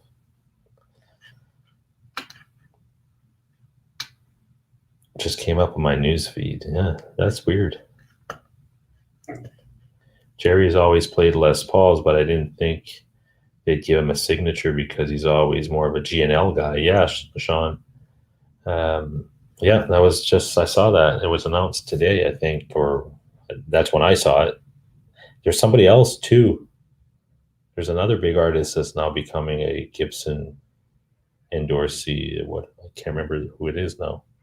Again, my brain's pretty fried right now, so I might be forgetting some stuff. But yeah, Jerry Cantrell. He's got a cool Friedman amp too, the JJ. I like that one a lot. I looked at the Soldano amp and the Morgan amps and the diesel amps. Saw all those. Heard them. I didn't play through them because other people were playing them. But I still think the Friedman amps to me are the best. Well, for me, my style, they would be the best fit because the way they feel, like that percussiveness, it's not like it can get pretty saturated, but it's never like oversaturated. Like I don't like that something that's very much not really percussive rhythmly and very saturated. To me, that's not my style. That's not my thing. But what Friedman amps do, that's exactly like the rhythm styles, and the distortion is big but not saturated. It's hard to explain. But out of all those amps, like really boutique amps and stuff, that and the Magnetone. I did hear a couple of guys playing at the Magnetone booth, and that's the one that Billy Gibbons uses, and that sounded really good too. So those are my opinions. But Bobby Lopez, Phil X is now with Gibson. Yes, Phil X is a Gibson artist now. He was 5 years with Framus, and now he's a Gibson guy. And that's just recently. It's only been the last couple of weeks or whatever that's been announced.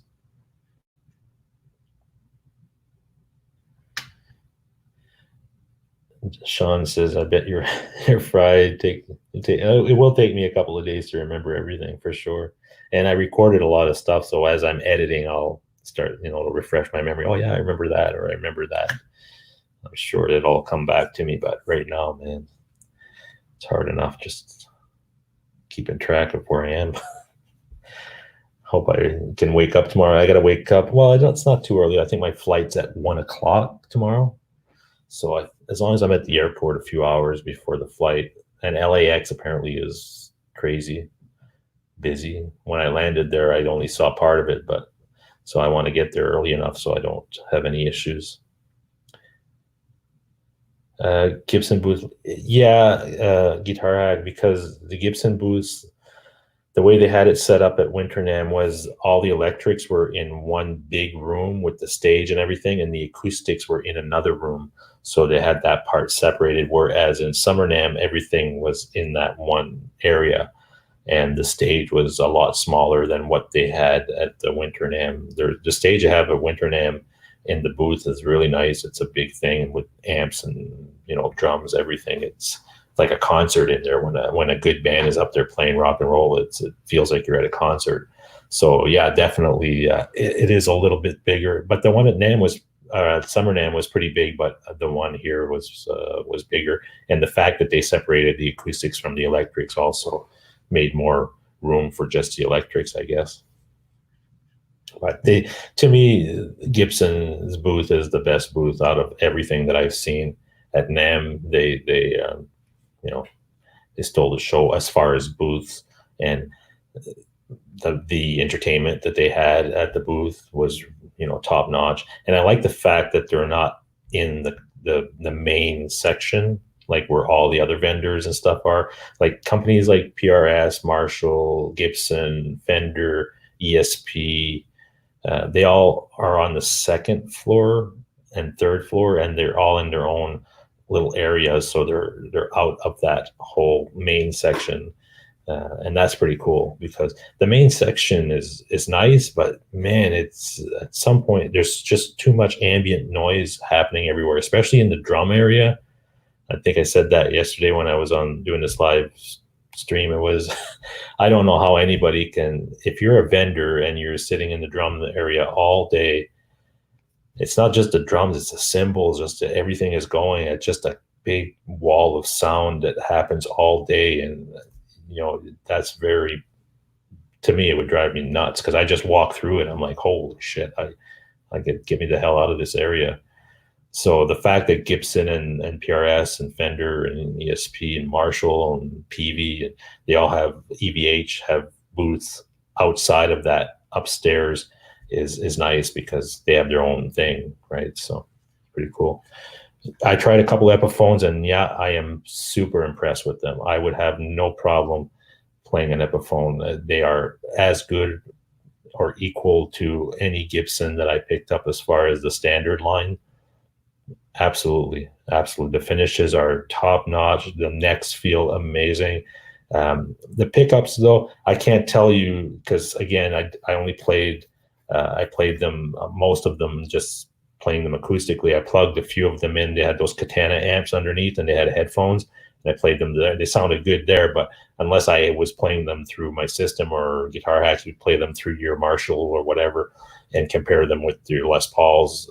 I don't know how much of a difference there was there. They did sound good. They felt great. Like I said, the finish is amazing on them. They look top notch, for the price.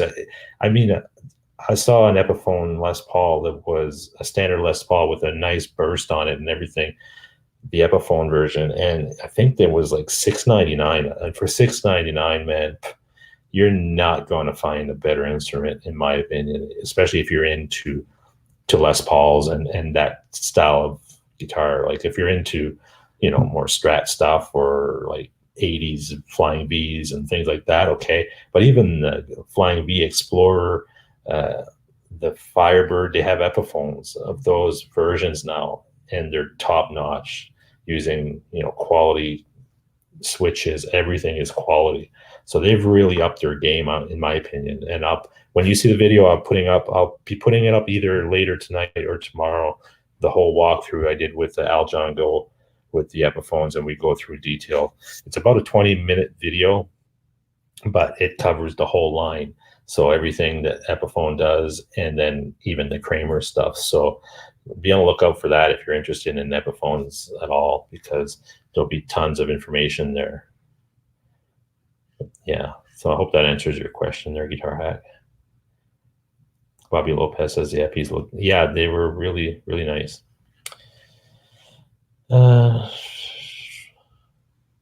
Thrash says the Zach Wild Bullet Epiphone I played, or Bullseye Epiphone he played, was exactly like you say. Looked flawless. Yeah, I'm telling you.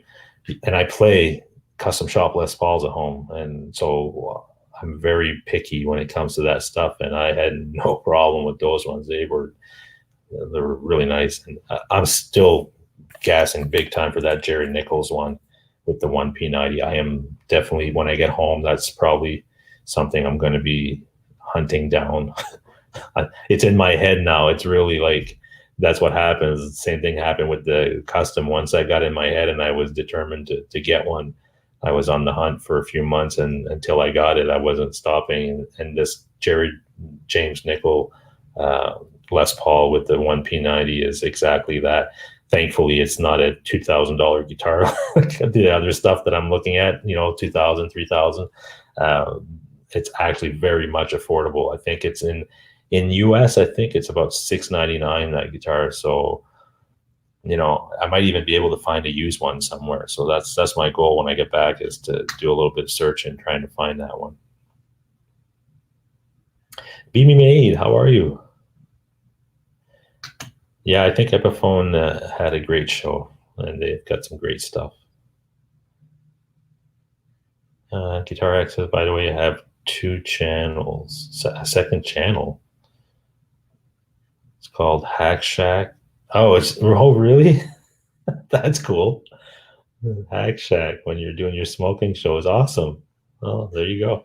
I prefer you do those shows on YouTube anyway. I'm not a big fan of Facebook video. It just doesn't work well for me on my internet connection at home. I guess that's why I don't really like it, but I still like the YouTube interface way more. So good for you. Put that on there. I'll enjoy watching your smoking show or your Hack Shack shows on YouTube more than I would on Facebook. Let's put it that way.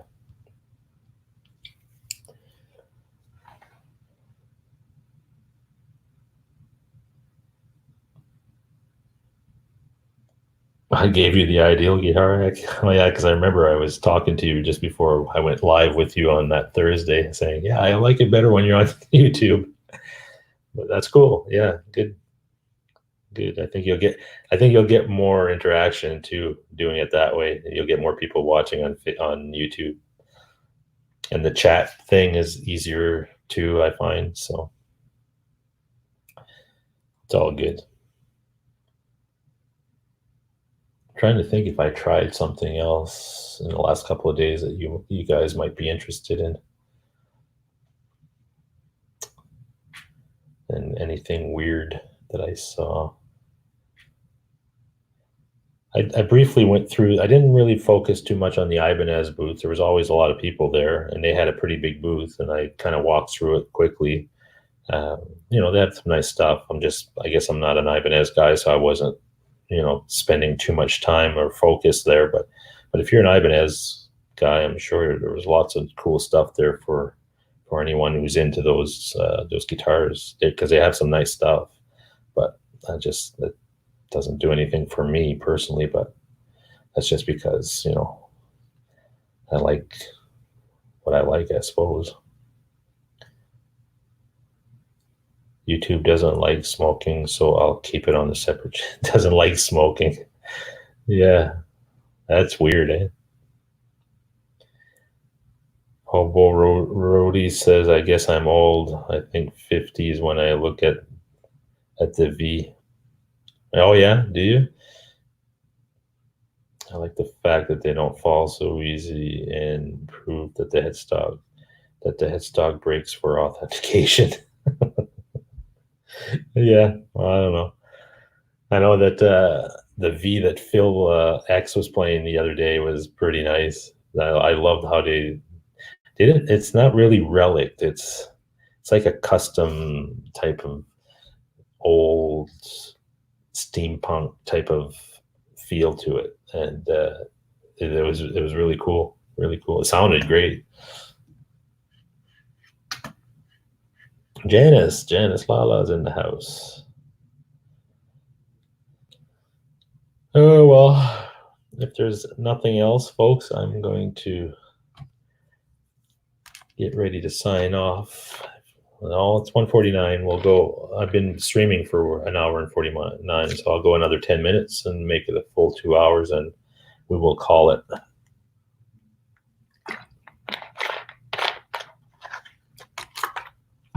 YouTube wants to go prime time. Yeah, maybe.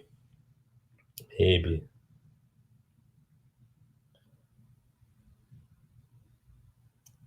Yeah, thrash metal could digs a nice V.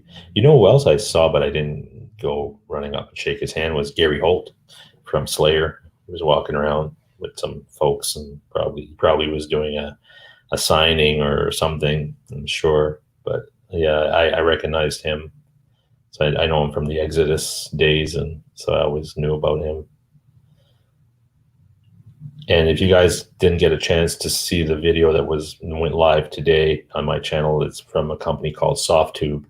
They make plugins, amp plugins, and all kinds of plugins. But the ones that I did the video for was two new plugins that they're putting out. They're Marshall amps, and I did try them there at the booth, and they sounded really good. Man, I was blown away by that one. I was not expecting them to sound and feel the way they did.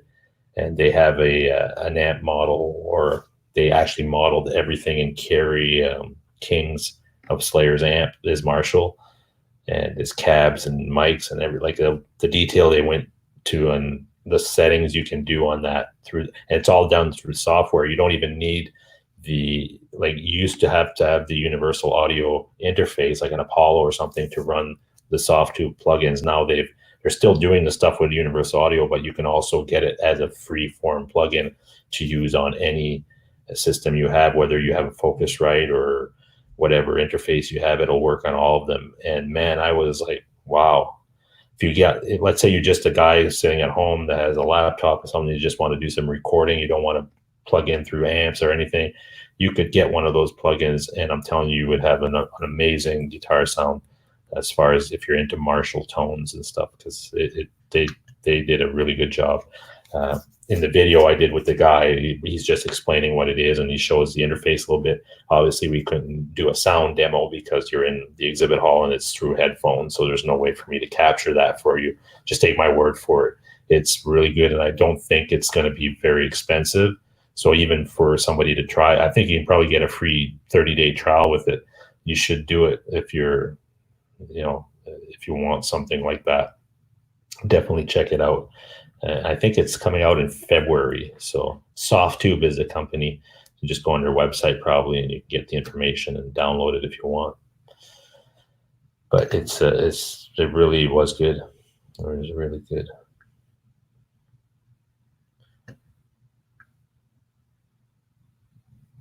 I did go to the Dean booth. That's the booth and Dean and Schechter were upstairs in private rooms. You couldn't go in there unless you had a pass or had a meeting set up with those folks. That's all they went there for. They weren't showing their guitars to everybody like everybody else was. You had to go up an elevator into this private area.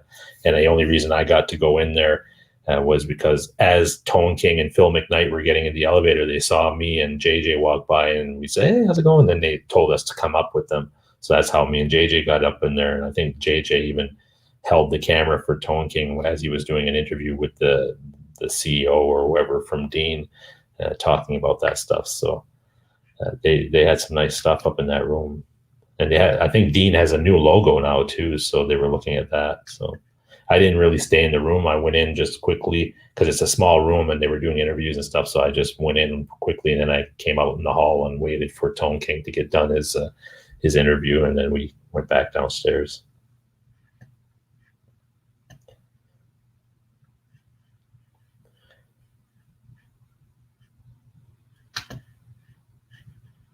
Oops, sorry. This thing jumped on me again.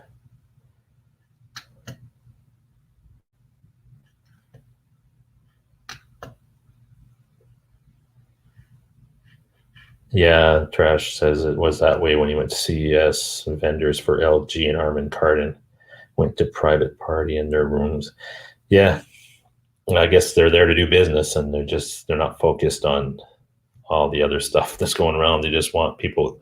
If you're booking a meeting with Dean or Schechter or whatever, you're there for, you've got an interest in their product, and you're there to do business. So that's what they focused on. Doesn't make sense. They would make things yeah, well, Well, and again, it doesn't cost them a lot of money. Well, it cost them a lot less money than if they had a full booth on the show floor. I imagine if they just get a private meeting room up in a wherever section of the convention center, maybe it costs a lot less, and their audience is already dedicated to go to that product if they're signing up for a meeting with them specifically. So maybe that's why they do it that way. I don't know. Budgets are different for different companies. So maybe that's why they did it that way. I don't know. But I would have never even seen the Dean stuff if I didn't run into Tone King and Phil McKnight, because I didn't even know they were up there, and I couldn't have gone up with my pass. I would have needed some kind of special pass or some invite or something. But that's the way it goes. Oh, man. I'm going to sleep tonight, folks. I'm going to sleep well tonight. I just had my dinner about 2 hours ago. I ordered room service again. Same thing, steak. It's all, I look at the whole menu, and out of the whole menu that I can eat as far as keto stuff goes, it's basically steak. And I think they had fish, salmon and stuff. That's about it. Everything else is fried or not keto friendly. So I was limited.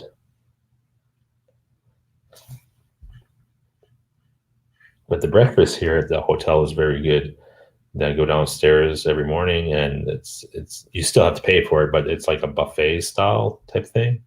You have eggs, bacon, sausage, and that's what I eat. But you could have like toast and potatoes, and they have a section where they make waffles and put fruits on them and whipped cream, and they have different types of oatmeals and cereals and bagels. Like, it's pretty big. It's impressive. But out of the whole thing, all I eat is the eggs, and bacon, sausage, and I'll take a few blueberries or something like that. But I think it costs like $16 or something like that, which is not unreasonable since it's a buffet. You can go as much as you want. I usually get one plate, maybe go back for a few more pieces of bacon or something if I'm that hungry. But so that worked out well, because that's all I have. I just have the breakfast. I have a good breakfast, and then I have these little keto bars that I bring one with me, and that's what I have, a keto bar for lunch, and then I don't eat again until I'm done the day. So 5-6 o'clock by the time I eat dinner. So I'm not looking for food during the day at all, which is, it's handy, because when you go to these types of conferences and stuff, you're running around, you don't even notice that it's noon, and you start to get hungry. I don't get hungry anymore during the day because of this keto diet. My body's so well adjusted to that it doesn't matter. At noon, I'm not looking for food. And when you get to these places, it's, there's food at certain places, and it's always packed with people waiting in line because, everybody's trying to get lunch at the same time. And then it's usually overpriced because it's at a convention. So that's one good thing about the keto thing. I don't eat during the day. I don't have to worry about, I got to go line up for lunch, or I got to go find a place, or it's kind of simplified that part of my life. That's for sure. Quentin James, I just got your bacon. Yeah, you heard bacon, right? That's why. Hey, Chicken Guitars is in here too. How's it going? Keto. Yeah, Chicken Guitars is doing keto. I hope you're doing well with that. And I noticed you said that I think you've been on it for a few weeks now, and you're still going good. So that's awesome. I think, for me anyway, it changed my life as far as a keto diet. I'm not one to ever say to anybody, this is what you should do, or, what you're doing is not right. Or, like, for me, that's what I needed to do because I was not well and I needed to make a change. So that's what I did, and that worked. So I stuck with it. But, and I know some other people like Chicken Guitars, and some other people have tried it and it's worked well. I know Glenn Frigger, which is somebody I did want to see while he was here, because I wanted to talk to him, and because he's on that diet and see how he's doing, because he lost a lot of weight on that diet. So I want to see how he's feeling and because he doesn't seem to mind it at all. He's able to do it even with all the travel he does. So that's pretty cool. Chicken Guitar says she forgets to feed her kids because I never get hungry. Yeah, it's really weird. Your body readjusts itself because if you're just eating fats and protein, your body doesn't really need the other stuff, and it's basically has enough energy stored to keep you going through the day without giving you those cravings that you would get on sugar and carbs. So it's pretty cool. I'm a believer anyway. It took me about 3 weeks to a month for my body to really adjust to it, and then once I got those cravings gone, I was able to stick with it, and then I started to lose weight and get better as far as my stomach issues. That was the key for me. Once that happened, I was all in. So that worked out well.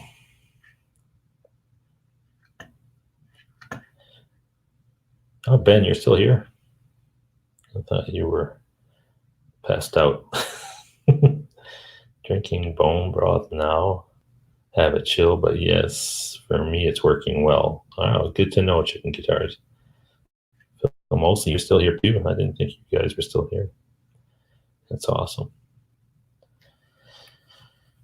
But when you're on the keto thing, it's just you're limited, I guess, when you do go out to eat. Because it's not like, well, most places have something that you can eat, even if they don't. Like if let's say there's only a McDonald's around or something, well, you could order a couple of burgers and stuff and just not eat the buns. To some people that sounds ridiculous, but that's an option, and you wouldn't mind it if you're on keto. You wouldn't care because you're not craving the buns anyway. So you just eat the meat, and that would give you enough, energy, or give your body that what it needs for that time period, and you're fine for hours. He went to get beers music there. Oh, did he? Okay. I know that Ben is not a keto guy for sure. After spending a few days with him, it's beer and fries for Ben.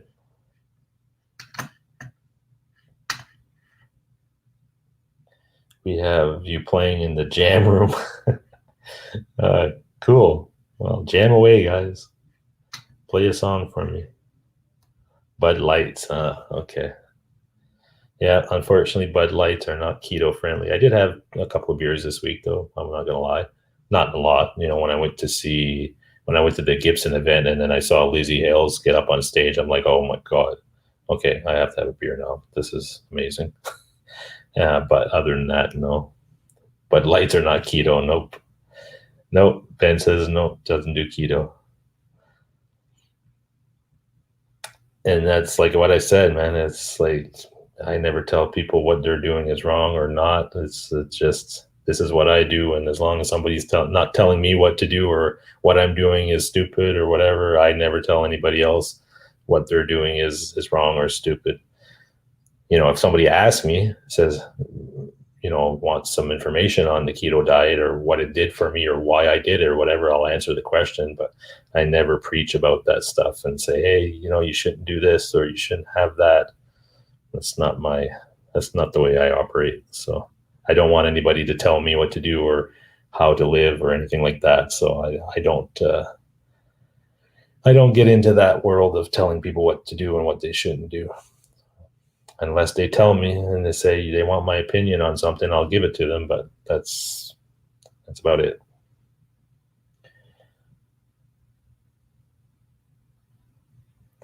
Music therapy labs with the donuts that brought a tear to your eye. I don't know what you're talking about with the donuts. I must have missed something. Ben could use some more bacon. Yeah, Ben is a pretty thin dude. That's for sure. It's all in his hair.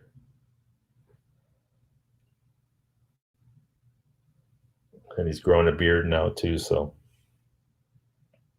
maybe his hair and his beard can grow the same length and he can go out as ZZ Top tribute band.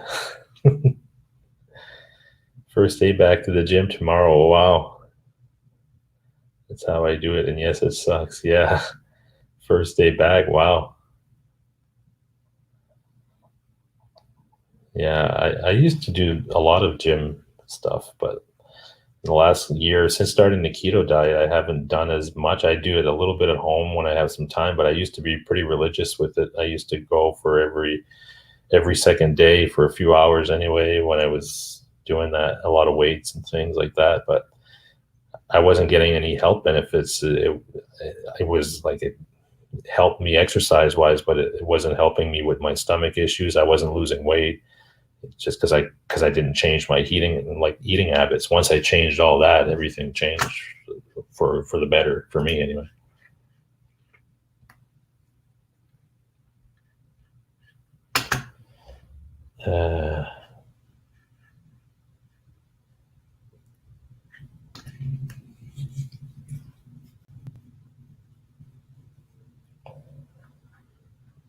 He filled up on Krispy Kreme and milk and posted it on Instagram. Then chicken guitars was triggered by that. Oh, okay. I see what you're saying now. Yeah, I used to be that way with chocolate, and I still love chocolate, but man, I could not walk away from a piece of chocolate. If I bought a big bag of M&Ms, I would eat it all the same, within the next 20 minutes of having it open, I would have it eat. That's how addicted to chocolate I was. It was insane. So I understand being triggered, but like I said, after a while, your body readjusts and the cravings are pretty much disappeared. Because now I can walk by like a store that has a bunch of chocolate and I can smell it. Usually that's enough. That's like, okay, I got to get a piece or whatever. No way I would walk away from that. Now it doesn't. I smell it and everything, and it doesn't bother me at all. So I guess your body just kind of adjusts itself, and your cravings and that stuff, your brain readjusts and puts it out of your system, I guess. Because if it happened to me, I'm telling you right now, chocolate was a huge deal for me. So that I can tell you for sure that happened for me. Phil was eating Timbits. How do you eat Timbits, Phil? You're not. Do they have Timbits in the UK? I didn't know that. Timbits in the UK. Wow. There's something you don't hear every day.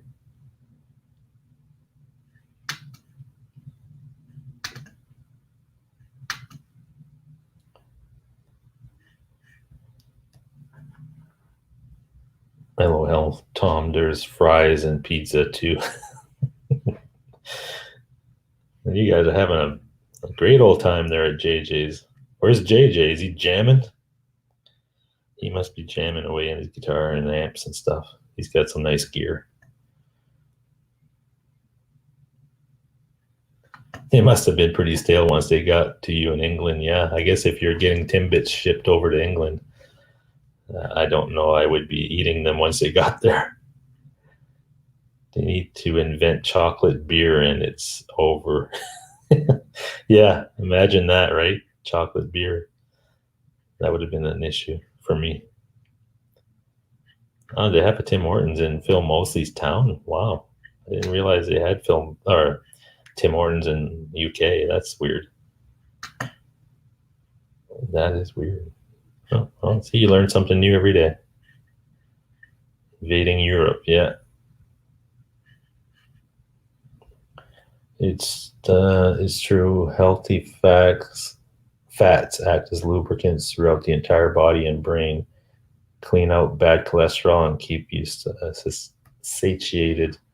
Just a small bowl of mixed nuts. Yeah, exactly, Trash. You're dead on with that. Hard-boiled egg.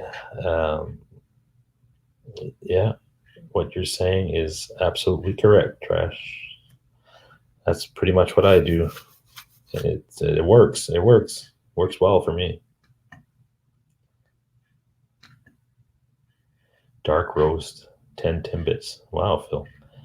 Absolute Mayhem says a lot of Canadian milk goes to the UK. But Tim Hortons in UK, it's not. I never heard of that.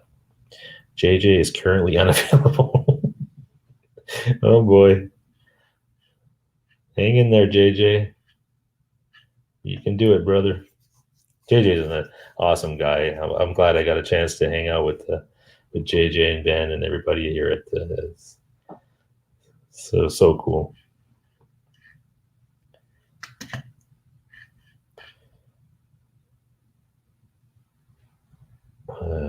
Just going down chat. Unless you have severe nut and dairy allergies. Yeah, well, that's an issue then. And sometimes that, I'm not a doctor here, so don't go jumping at everything I say. But sometimes people, their whole diet is causing some of these allergies. So once you change to take out some of these things, like, well, for me, it was like wheat and gluten and all these other things that were causing some serious bowel issues. Once you take that away, some of these allergies that you are experiencing also go away. I used to have asthma pretty bad as a kid. It went away as I got older, but the change in diet and everything, I don't have those issues anymore. So that's why I'm saying sometimes just that tweak will help these other things that you're experiencing now. And hopefully, I'm not saying do it. I have no idea if that's the case, but some of these things, that's what happened to me. Let's see. Scott Connor, what's going on, Scott? Let's see, what else do I got here? Music therapy lacks. Laz says he studied how fats positively affect the brain and nervous system too. Well, you need fats. Like that's the thing people have been told for all their lives, or when the industry came out with their food guide. And remember, the food guide that you were, here we go. I don't want to get into this discussion, but let me just touch on it just quickly so that we can clear the air here. Back in the 60s and early 70s, when the industry put out its food guide, let's say the government put out this thing that says, you shouldn't eat fats and you should don't eat butter, eat margarine, and all this stuff that you were told, right? The people that got that food guide built or made was the industry that had those foods in it. They paid a lot of lobbying to the government. So the government agreed, and then they published this guide, which sold a lot more things that the food guide said you should eat. So those companies were making, fried foods and things like that, take out the fat, all this stuff was all done that way. In the last 10 years, all the studies that have come out have said that, you were fed a line of bullshit, because that's not the case. And once you take out a lot of these carbs and sugars, your body readjusts itself and you can live on those healthy fats, and your brain is made up of fat. That's what it is. It's made up of cholesterol and fat. If you starve it from that stuff and you put in all this other stuff in your body, that just doesn't work. That's why you have a lot of issues health-wise, because the nervous system needs to react. Cell regeneration needs to happen. It's just not happening in the way that it should. What do you think freaking like Indians and cavemen or whatever, what they were eating? They weren't eating starch and all this other stuff that, they put into food, sugar and all that stuff. And they were a lot healthier. There was no cancers and stuff back in those days. And that's, again, that's a whole, I can make a different channel, a different YouTube channel, and just call it, what should I call it? Health News with Brian Cote or something silly. And then I could focus on that from what I know and my experience with it. But let's not go down that tangent road or that whole thing. Let's just take this little clip and say that's my 2 cents for tonight regarding that. Let's move back to guitar talk. I should move back to going to bed right now because I'm getting tired. Have a good night, Guitar Hack. I know how you feel. I'm going to have to do the same thing Tuesday morning, get up super early after flying home and all that stuff. Not looking forward to that. Doctor of Metal. Yeah. I should start up a new YouTube channel and do something like that.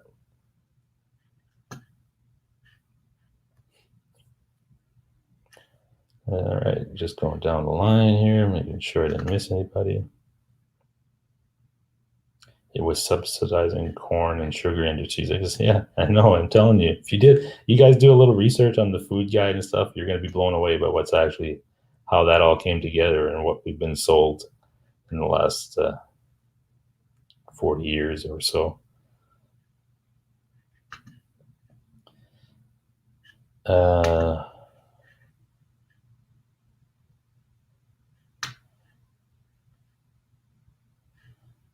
Cancer was found in some dinosaur fossils. Oh, okay.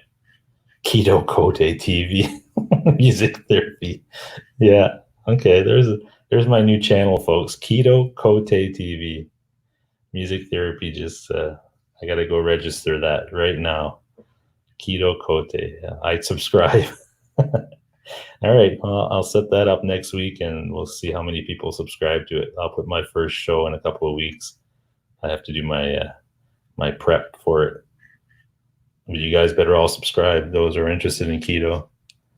Then I have to go and attend keto conferences instead of NAMM and start covering all the keto conference. They actually do have keto conferences, believe it or not, folks.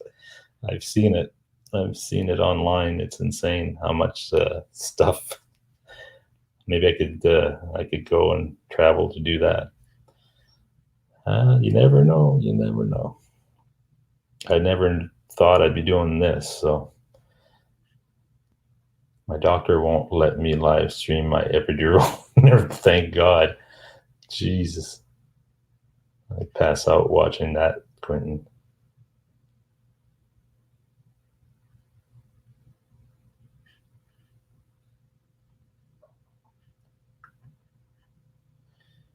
I don't need a keto conference. That's nutty. Yeah, there's a conference for everything, I suppose. Anything you're into. It's pretty easy to figure out. Yeah, it is. Again, I don't want to harp on keto all night, but keto for me, the key to keto for me was keep it simple. And it's very simple. And to some, it's actually boring, or it seems boring when I tell them I eat the same thing for breakfast every day. And I have pretty much the same type of dinner. Like I have different things for dinner. Like I'll have steak one night, fish the other night, chicken the other night, that way. But I don't really go past a lot of that. It's pretty much, I keep it very, very simple. And I guess even like somebody like Steve Jobs once said, if you notice Steve Jobs back in the last 20 years of his life or whatever, he always wore the same type of clothes, the same jeans, or not the same pair, but the same style or whatever, the same black shirt or a black turtleneck or whatever. And one of the things he said in a lot of interviews was, I'm focused on the products and the things that I'm doing, as far as that's what's important to him. I can't be distracted by things that, that's why he kept it very simple. He knew that when he got dressed in the morning, he went down to that level of actually making his life so efficient that he could focus on what he became, known for, like inventing the iPhone and all these things he was doing with Apple. He kept everything else in his life very simple, right down to what the clothes he wore. Like he said, I get up in the morning, I go in my drawer, I pick up what's in there, which is the same pair of pants, same type of shoes. And he might have like 20, or Steve Jobs probably had more than that because he was rich, but he had the same of everything. And he never thought about, well, what should I wear? And does this look good? Or does that look? It was the same thing every day.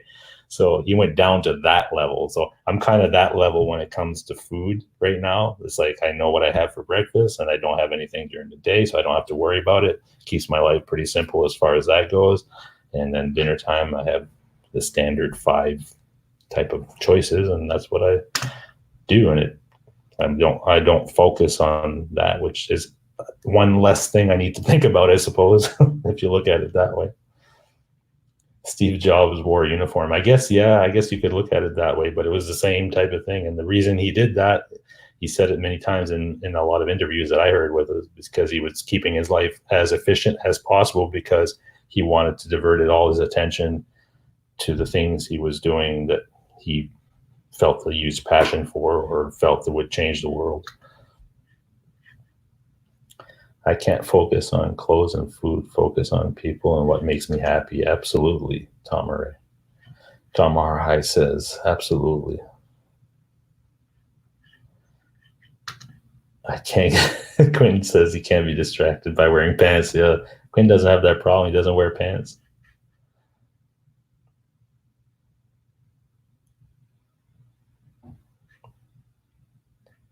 Minimalist clothes and food. Yeah, Janice. I guess that's the way some people do it, right? It's just one less thing you need to think about. You just carry on.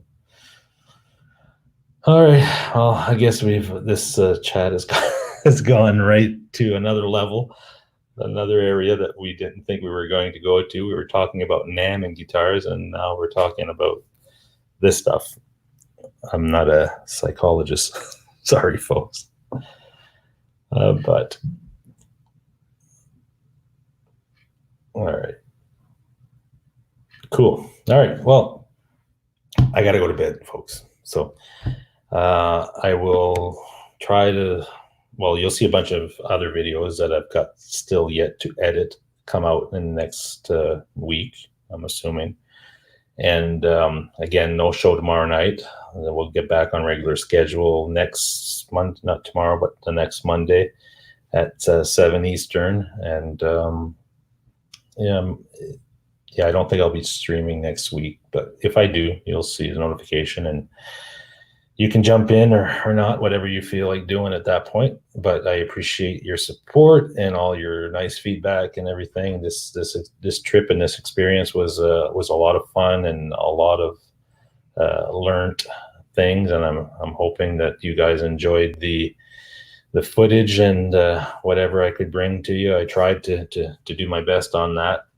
And with that said, hope you guys have a great week, great night. And play some guitar and don't get overwhelmed with all the NAMM videos coming out. Hope you guys don't get too bad gas gear acquisition syndrome with all these things coming out. But it was a fun experience, and that's about all I can say about that. And when my brain gets back to normal, I'll probably remember some other stuff that I saw and some experiences that I might have had that I can share with you at that point, and maybe that will happen next Monday night on my show, if anything. All right. So with that said, have a great night, folks. We will talk to you soon. All right. Take care.